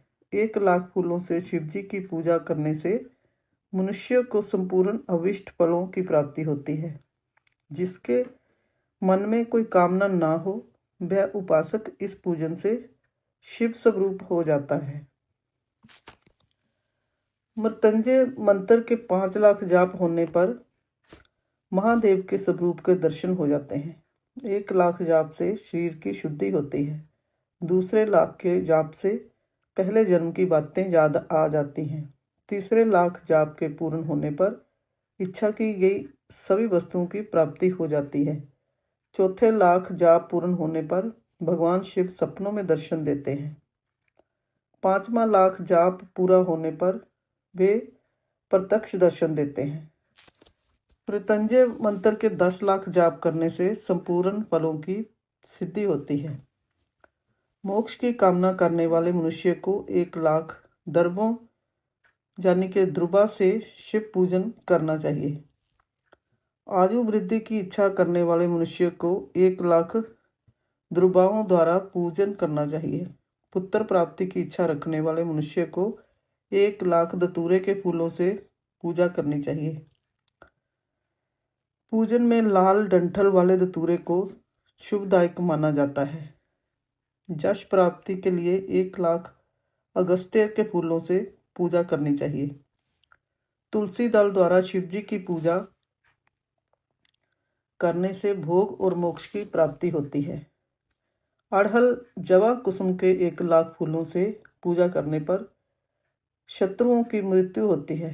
1,00,000 करवीर के फूलों से शिव पूजन करने पर समस्त रोगों का नाश हो जाता है। दोपहरिया के फूलों के पूजन से आभूषण तथा चमेली के फूलों से पूजन करने से वाहन की प्राप्ति होती है। अलसी के फूलों से शिव पूजन करने से विष्णु जी भी प्रसन्न होते हैं। बेलों के फूलों से अर्घ्य देने पर अच्छे जीवन साथी की प्राप्ति होती है। जूही के फूलों से पूजन करने पर घर में धन संपदा का वास होता है तथा अन्न के भंडार भर जाते हैं। कनेर के फूलों से पूजा करने पर वस्त्रों की प्राप्ति होती है।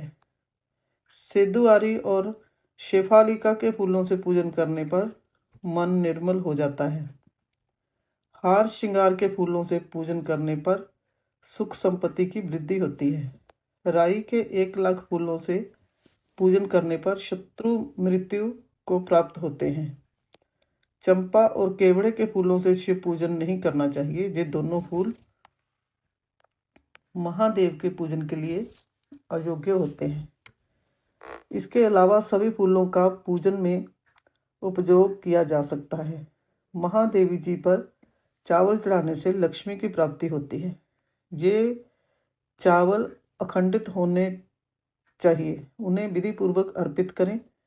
रुद्र प्रधान मंत्र से पूजन करते हुए शिवलिंग पर वस्त्र अर्पित करें। गंध, पुष्प और श्रीफल चढ़ाकर धूप दीप से पूजन करने से पूजा का पूरा फल प्राप्त होता है। उसी प्रांगण में 12 ब्राह्मणों को भोजन कराएं। इससे सांगोपांग पूजा संपन्न होती है। 1,00,000 तिलों से शिवजी का पूजन करने पर समस्त दुखों और क्लेशों का नाश होता है। योग के दाने चढ़ाने पर स्वर्गीय सुख की प्राप्ति होती है। गेहूं के बने भोजन से 1,00,000 बार शिव पूजन करने से संतान की प्राप्ति होती है। मूंग से पूजन करने पर उपासक को धर्म, अर्थ और काम भोग की प्राप्ति होती है तथा वह पूजा समस्त सुखों को देने वाली है। उपासक को निष्काम होकर मोक्ष की प्राप्ति के लिए भगवान शिव की पूजा करनी चाहिए। भक्ति भाव से विधि पूर्वक शिव की पूजा करके जलधारा समर्पित करनी चाहिए। शतरुद्रीय मंत्र से 11 रुद्र जप, सूक्त, षडंद, महामृत्युंजय और गायत्री मंत्र में नाम लगाकर नामों से अथवा प्रणव ओम मंत्र द्वारा शास्त्र तो मंत्र से जलधारा शिवलिंग पर चढ़ाएं। धारा पूजन से संतान की प्राप्ति होती है। सुख और संतान की वृद्धि के लिए जलधारा का पूजन उत्तम होता है। उपासक को भस्म धारण कर प्रेम पूर्वक शुभ एवं दिव्य द्रव्यों द्वारा शिव पूजन कर उनके सहस्त्र नामों का जाप करते हुए शिवलिंग पर घी की धारा चढ़ानी चाहिए। इससे वंश का विस्तार होता है। 10,000 मंत्रों द्वारा इस प्रकार किया गया पूजन रोगों को समाप्त करता है तथा मनोवांछित फल की प्राप्ति होती है। नपुंसक पुरुष को शिवजी का पूजन घी से करना चाहिए। ब्राह्मणों को भोजन कराना चाहिए और प्राजात्य पत्य का व्रत रखना चाहिए। बुद्धिहीन मनुष्य को दूध में शक्कर मिलाकर इसकी धारा शिवलिंग पर चढ़ानी चाहिए। इससे भगवान प्रसन्न होकर उत्तम बुद्धि प्रदान करते हैं। यदि मनुष्य का मन उदास रहता हो, जीव चाट हो जाए, कहीं भी प्रेम ना रहे, दुख बढ़ जाए तथा घर में सदैव लड़ाई रहती हो, तो मनुष्य को शक्कर मिश्रित दूध 10,000 मंत्रों का जाप करते हुए शिवलिंग को अर्पित करना चाहिए। खुशबू वाला तेल चढ़ाने पर भोगों की वृद्धि होती है। यदि शिवजी पर शहद चढ़ाया जाए तो टीबी जैसा रोग भी समाप्त हो जाता है। शिवजी को गन्ने का रस चढ़ाने से आनंद की प्राप्ति होती है। गंगा जल को चढ़ाने से भोग और मोक्ष की प्राप्ति होती है। उपरोक्त वस्तुओं को अर्पित करते समय मृत्युंजय मंत्र के 10,000 जाप करने चाहिए और 11 ब्राह्मणों को भोजन कराना चाहिए। इस प्रकार शिवजी की विधि सहित पूजा करने से पुत्र पुत्रादि सहित सब सुखों को भोगकर अंत में शिवलोक की प्राप्ति होती है। 15वां अध्याय सृष्टि का वर्णन। नारद जी ने पूछा, हे पितामह, आपने बहुत सी ज्ञान बढ़ाने वाली उत्तम बातों को सुनाया। कृपया इसके अलावा और भी जो आप सृष्टि एवं उससे संबंधित लोगों के बारे में जानते हैं हमें बताने की कृपा करें। ब्रह्मा जी बोले, मुने, हमें आदेश देकर जब महादेव जी अंतर ध्यान हो गए तो मैं उनकी आज्ञा का पालन करते हुए ध्यान मग्न होकर अपने कर्तव्यों के विषय में सोचने लगा। उस समय भगवान श्री हरि विष्णु से ज्ञान प्राप्त कर मैंने सृष्टि की रचना करने का निश्चय किया। भगवान विष्णु मुझे आवश्यक उपदेश देकर वहां से चले गए। भगवान शिव की कृपा से ब्रह्मांड से बाहर बैकुंठ धाम में जा पहुंचे और वहीं निवास करने लगे।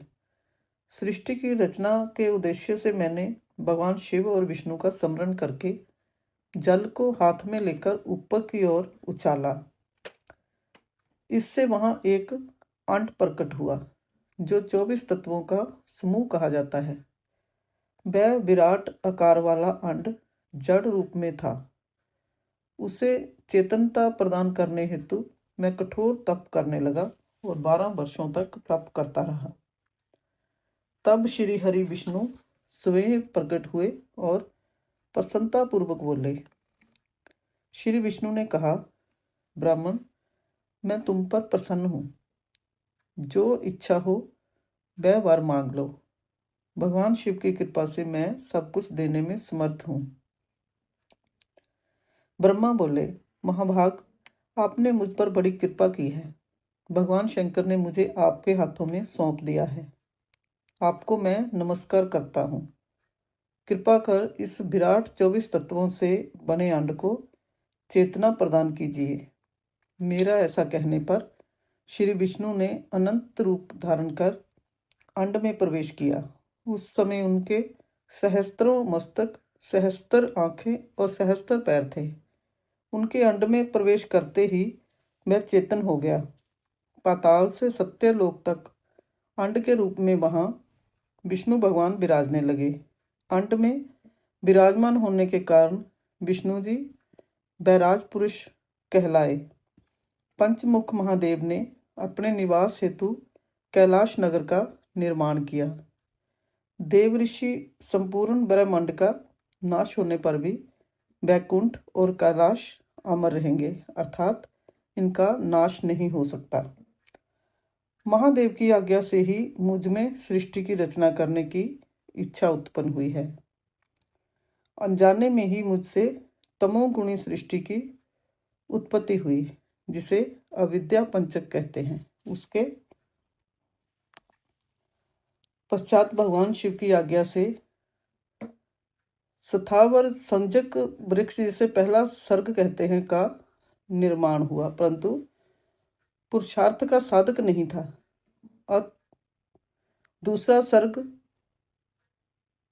त्रियकोष्टा प्रकट हुआ, यह दुखों से भरा हुआ था। तब ब्रह्मा जी द्वारा उर्व त्रिकोष्टा धारक नामक तीसरे सर्ग की रचना की गई।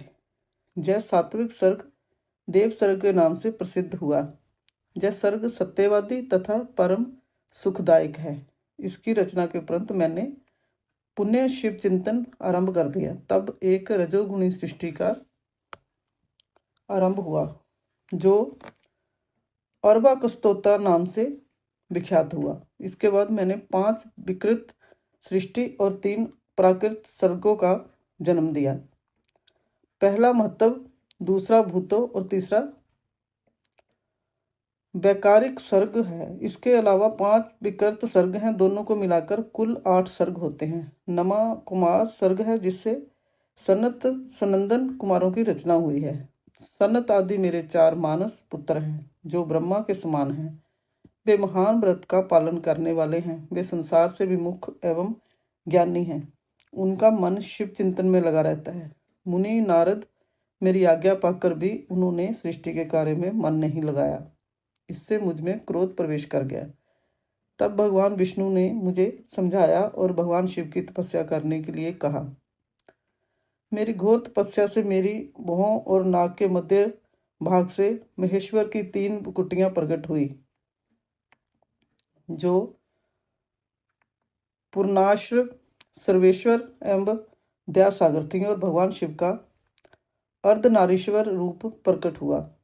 जन्म मरण से रहित परम तेजस्वी सर्वज्ञ नीलकंठ साक्षात उमा वल्लभ भगवान महादेव के साक्षात दर्शन कर मैं धन्य हो गया।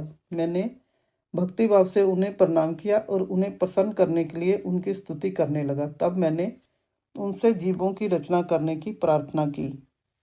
मेरी प्रार्थना स्वीकार करते हुए देवादिदेव भगवान शिव ने रुद्र गणों की रचना की। तब मैंने उनसे पुण्य कहा, देवेश्वर, शिवशंकर, अब आप संसार की मोह माया में लिप्त ऐसे जीवों की रचना करें जो मृत्यु और जन्म के बंधन में बंधे हों।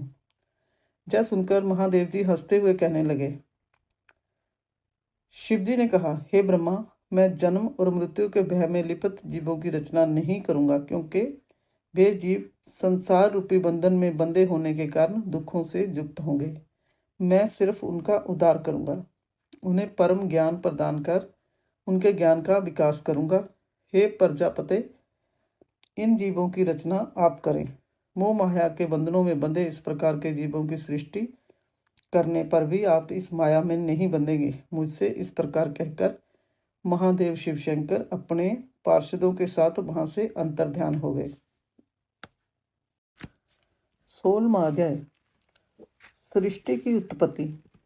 ब्रह्मा जी बोले, नारद, शब्द आदि पंचभूतों द्वारा पंचकरण करके उनके स्थूल आकाश, वायु, अग्नि, जल और पृथ्वी, पर्वत, समुद्र, वृक्ष और कला आदि से युगों और कालों की मैंने रचना की तथा और भी कई पदार्थ मैंने बनाए।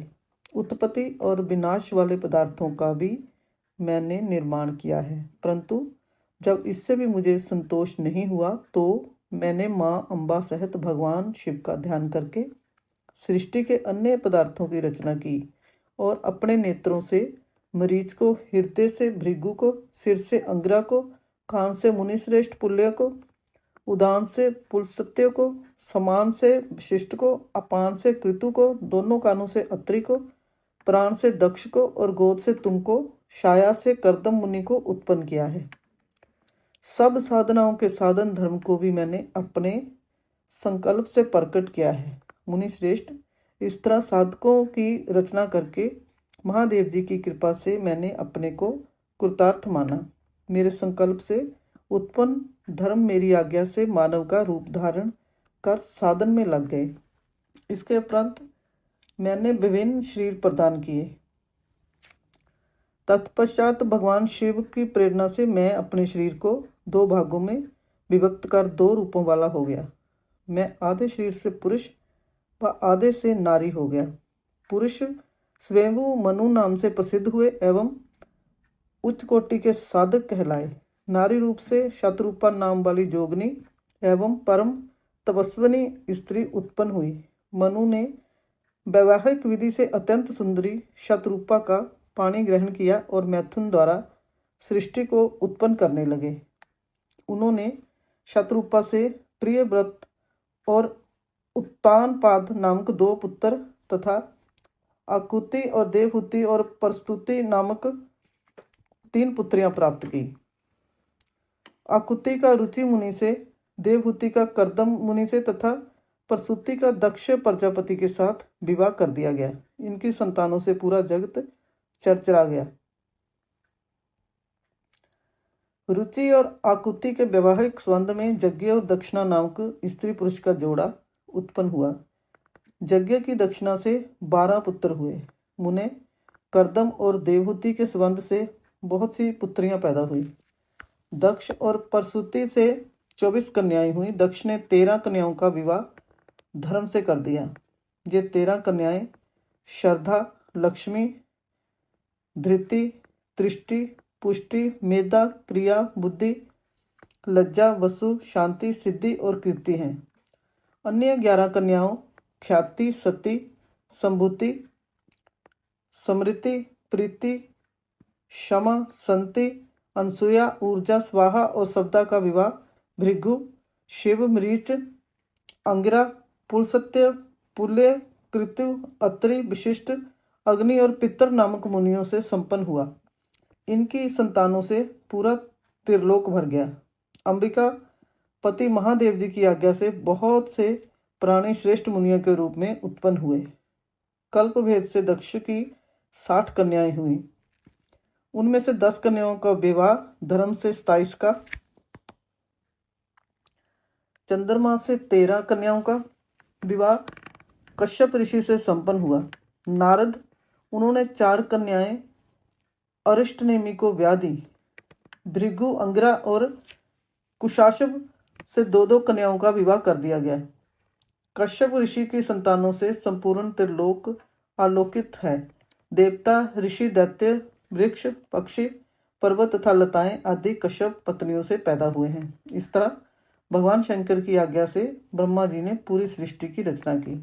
सर्वव्यापी शिव जी द्वारा तपस्या के लिए प्रकट देवी, जिन्हें रुद्र देव ने त्रिशूल के अग्रभाग पर रखकर उनकी रक्षा की, वे सती देवी ही दक्ष से प्रकट हुई थी। उन्होंने भक्तों का उद्धार करने के लिए अनेक लीलाएं की। इस प्रकार देवी शिवा ही सती के रूप में भगवान शंकर की अर्धांगिनी बनी, परंतु अपने पिता के यज्ञ में अपने पति का अपमान देखकर उन्होंने अपने शरीर को यज्ञ की अग्नि में भस्म कर दिया।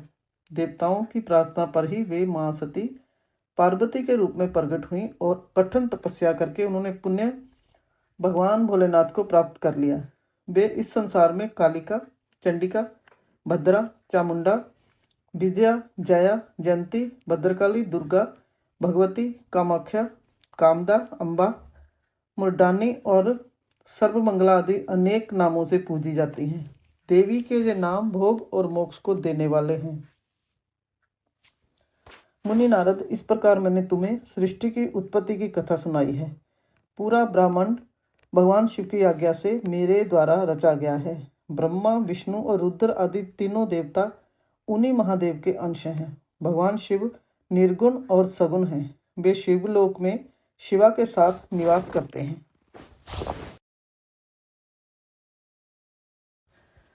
17वां अध्याय, पापी गुण निधि की कथा। सूत जी कहते हैं, हे ऋषियों, तत्पश्चात नारद जी ने विनय पूर्वक प्रणाम किया और उनसे पूछा, भगवान शंकर कैलाश पर कब गए और महात्मा कुबेर से उनकी मित्रता कहाँ और कैसे हुई? प्रभु शिव जी कैलाश पर क्या करते हैं, कृपा कर मुझे बताइए। इसे सुनने के लिए मैं बहुत उत्सुक हूँ। ब्रह्मा जी बोले, हे नारद, मैं तुम्हें चंद्रमौली भगवान शिव के विषय में बताता हूँ। कांपिले नगर में यज्ञदत्त दीक्षित नामक एक ब्राह्मण रहते थे, जो अत्यंत प्रसिद्ध थे। वे यज्ञ विद्या में बड़े पारंगत थे। उनका गुणनिधि नामक एक 8 वर्षीय पुत्र था। उसका यज्ञोपवीत हो चुका था और वह भी बहुत सी विद्याएं जानता था, परंतु वह दुराचारी और जुआरी हो गया। वह हर वक्त खेलता कूदता रहता था तथा गाने बजाने वालों का साथी हो गया था। माता के बहुत कहने पर भी वह पिता के समीप नहीं जाता था और उनकी किसी आज्ञा को नहीं मानता था। उसके पिता घर के कार्यों तथा दीक्षा आदि देने में लगे रहते थे। जब घर पर आकर अपनी पत्नी से गुणनिधि के बारे में पूछते तो वह झूठ कह देती कि वह कहीं स्नान करने या देवताओं का पूजन करने गया है। केवल एक ही पुत्र होने के कारण वह अपने पुत्र की कमियों को छुपाती रहती थी। उन्होंने अपने पुत्र का विवाह भी करा दिया। माता नित्य अपने पुत्र को समझाती, वह उसे यह भी समझाती थी कि तुम्हारी बुरी आदतों के बारे में तुम्हारे पिता को पता चल गया तो वे क्रोध के आवेश में हम दोनों को मार देंगे। परंतु गुणनिधि पर माँ के समझाने का कोई प्रभाव नहीं पड़ता था। एक दिन उसने अपने पिता की अंगूठी चुरा ली और उसे जुए में हाराया। दैव जोग से उसके पिता को अंगूठी के विषय में पता चल गया। जब उन्होंने अंगूठी ज्वारी के हाथ में देखी और उससे पूछा तो ज्वारी ने कहा, मैंने कोई चोरी नहीं की है। अंगूठी मुझे तुम्हारे पुत्र ने ही दी है। यही नहीं बल्कि उसने और ज्वारियों को भी बहुत सारा धन घर से लाकर दिया है। परंतु आश्चर्य तो यह है कि तुम जैसे पंडित भी अपने पुत्र के लक्षणों को नहीं जान पाए। यह सारी बातें सुनकर पंडित दीक्षित का सिर शर्म से झुक गया। वे सिर झुकाकर और अपना मुंह ढककर अपने घर की ओर चल दिए। घर पहुंचकर गुस्से से उन्होंने अपनी पत्नी को पुकारा। अपनी पत्नी से उन्होंने पूछा, तेरा लाडला पुत्र कहाँ गया है? मेरी अंगूठी जो मैंने सुबह तुम्हें दी थी वह कहाँ है? मुझे जल्दी से दो। पंडित की पत्नी ने फिर झूठ बोल दिया कि मुझे स्मरण नहीं है कि वह कहाँ है। अब तो दीक्षित जी को और भी क्रोध आ गया। वे अपनी पत्नी से बोले, तू बड़ी सत्यवादिनी है, इसलिए मैं जब भी गुण निधि के बारे में पूछता हूँ तब मुझे अपनी बातों से बहला देती है। जय कहकर दीक्षित जी घर के अन्य सामानों को ढूंढने लगे, किंतु उन्हें कोई वस्तु ना मिली, क्योंकि वे सब वस्तुएं गुण निधि जुए में हार चुका था। क्रोध में आकर पंडित ने अपनी पत्नी और पुत्र को घर से निकाल दिया और दूसरा विवाह कर लिया। 18वां अध्याय, गुण निधि को मोक्ष की प्राप्ति। ब्रह्मा जी बोले, हे नारद, जब यह समाचार गुण निधि को मिला तो उसे अपने भविष्य की चिंता हुई। वह कई दिनों तक भूखा प्यासा भटकता रहा। एक दिन भूख प्यास से व्याकुल वह एक शिव मंदिर के पास बैठ गया। एक शिव भक्त अपने परिवार सहित शिव पूजन के लिए विधि सामग्री लेकर वहां आया। उसने परिवार सहित भगवान शिव का विधि विधान से पूजन किया और नाना प्रकार के पकवान शिवलिंग पर चढ़ाए। पूजन के बाद वे लोग वहां से चले गए तो गुण निधि ने भूख से मजबूर होकर उस भोग को चोरी करने का विचार किया और मंदिर में चला गया।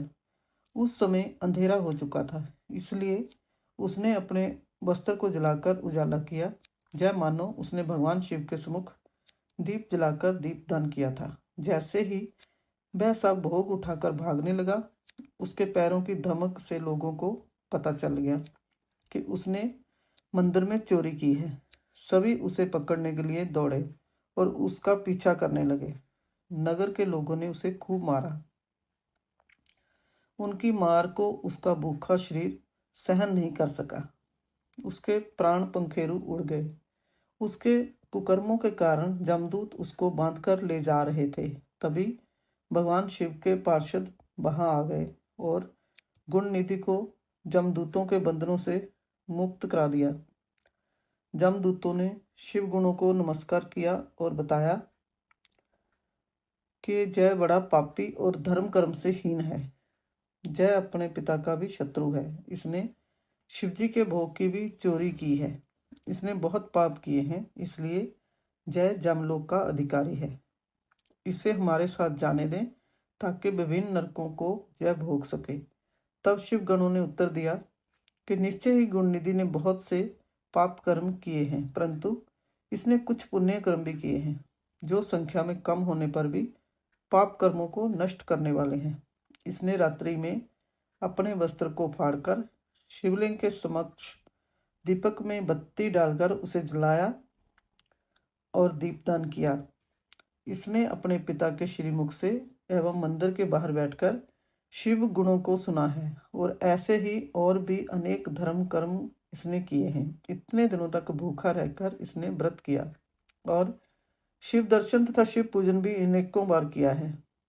इसलिए जय हमारे साथ शिवलोक को जाएगा, वहां कुछ दिनों तक निवास करेगा। जब इसके संपूर्ण पापों का नाश हो जाएगा तो भगवान शिव की कृपा से जय कलिंग देश का राजा बनेगा।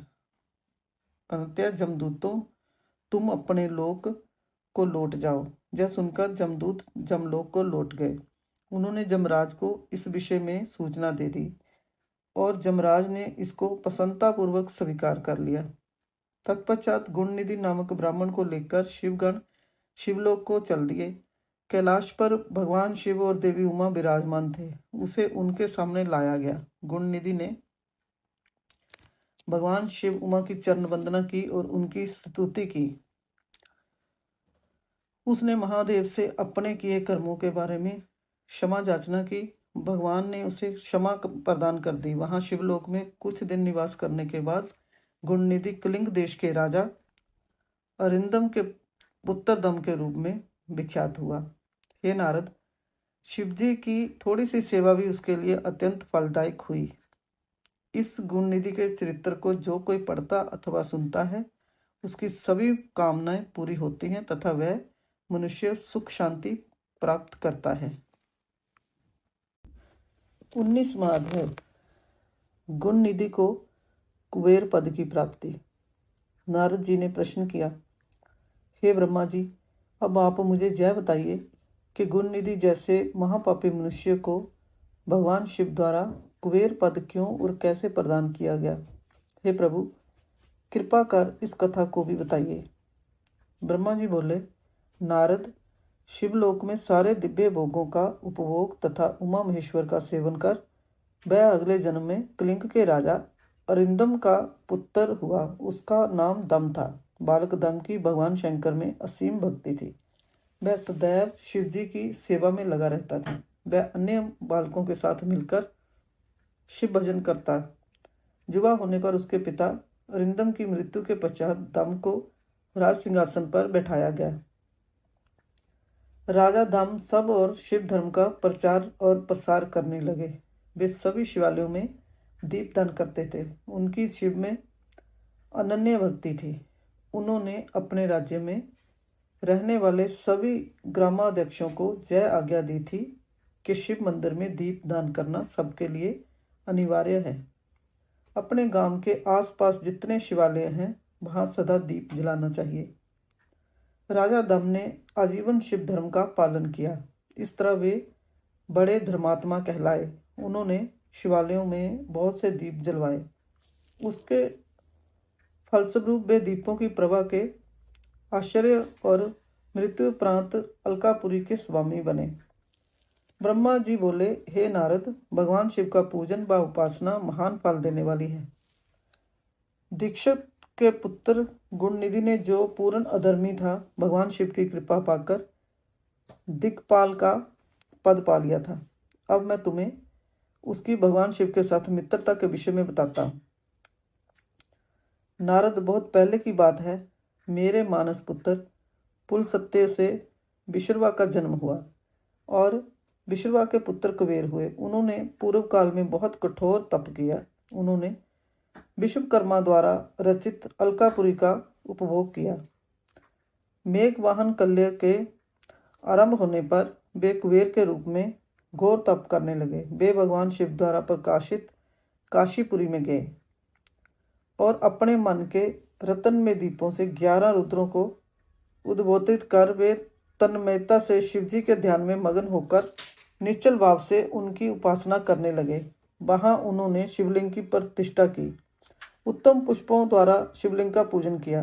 कुबेर पूरे मन से तप में लगे थे। उनके पूरे शरीर में केवल हड्डियों का ढांचा और चमड़ी ही बची थी। इस प्रकार उन्होंने 10,000 वर्षों तक तपस्या की। तत्पश्चात भगवान शिव अपनी दिव्य शक्ति उमा के भव्य रूप के साथ कुबेर के पास आए। अलकापति कुबेर मन को एकाग्र कर शिवलिंग के सामने तपस्या में लीन थे।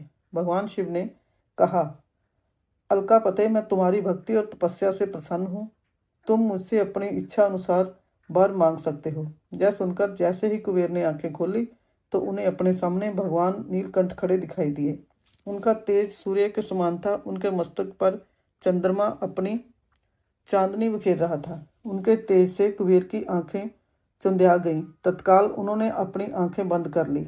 वे भगवान शिव से बोले, भगवान, मेरे नेत्रों को वह शक्ति दीजिए जिससे मैं आपके चरण बिंदु का दर्शन कर सकूं।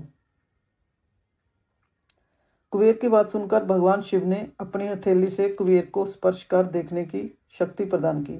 दिव्य दृष्टि प्राप्त होने पर वे आंखें फाड़ फाड़ देवी उमा की ओर देखने लगे। वे सोचने लगे कि भगवान शिव के साथ जय सर्वांग सुंदरी कौन है। इसने ऐसा कौन सा तप किया है जो इसे भगवान शिव की कृपा से उनका सामीप्य, रूप और सौभाग्य प्राप्त हुआ है। 20वां अध्याय। भगवान शिव का कैलाश पर्वत पर गमन। ब्रह्मा जी बोले, हे नारद मुनि, कुबेर के कैलाश पर्वत पर तप करने से वहां पर भगवान शिव का शुभ आगमन हुआ। कुबेर को वर देने वाले विश्वेश्वर शिव जब निधिपति होने का वर देखकर अंतर ध्यान हो गए, तब उनके मन में विचार आया कि मैं अपने रुद्र रूप में, जिसका जन्म ब्रह्मा जी के ललाट से हुआ है और जो सहारक हैं, कैलाश पर्वत पर निवास करूंगा। शिव की इच्छा से कैलाश जाने के इच्छुक रुद्रदेव ने बड़े जोर जोर से अपना डमरू बजाना शुरू कर दिया। वह ध्वनि उत्साह बढ़ाने वाली थी। डमरू की ध्वनि तीनों लोकों में गूंज रही थी। उस ध्वनि में सुनने वालों को अपने पास आने का आग्रह था। उस डमरू ध्वनि को सुनकर ब्रह्मा, विष्णु आदि सभी देवता, ऋषि मुनि, वेद शास्त्रों को जानने वाले सिद्ध लोग बड़े उत्साहित होकर कैलाश पर्वत पर पहुंचे। भगवान शिव के सारे पार्षद और गणपाल जहां भी थे, वे कैलाश पर्वत पर पहुंचे। साथ ही असंख्य गणों सहित अपनी लाखों करोड़ों भयावनी भूत प्रेतों की सेना के साथ स्वयं शिवजी भी वहां पहुंचे। सभी गणपाल सहस्त्रों भुजाओं से युक्त थे। उनके मस्तक पर जटाएं थी। सभी चंद्रचूड़, नीलकंठ और त्रिलोचन थे। हार, कुंडल, क्यूर तथा मुकुट से वे अलंकृत थे। भगवान शिव ने विश्वकर्मा को कैलाश पर्वत पर निवास बनाने की आज्ञा दी। अपने व अपने भक्तों के रहने के लिए योग्य आवास तैयार करने का आदेश दिया। विश्वकर्मा ने आज्ञा पाते ही अनेकों प्रकार के सुंदर निवास स्थान बना दिए। उत्तम मुहूर्त में उन्होंने वहां प्रवेश किया। इस मधुर वेला पर सभी देवताओं, ऋषि मुनियों और सिद्धों सहित ब्रह्मा और विष्णु जी ने शिवजी व उमा का अभिषेक किया। विभिन्न प्रकार से उनकी पूजा अर्चना और स्तुति की। प्रभु की आरती उतारी। उस समय आकाश में फूलों की वर्षा हुई। इस समय चारों ओर भगवान शिव तथा देवी उमा की जय जयकार हो रही थी।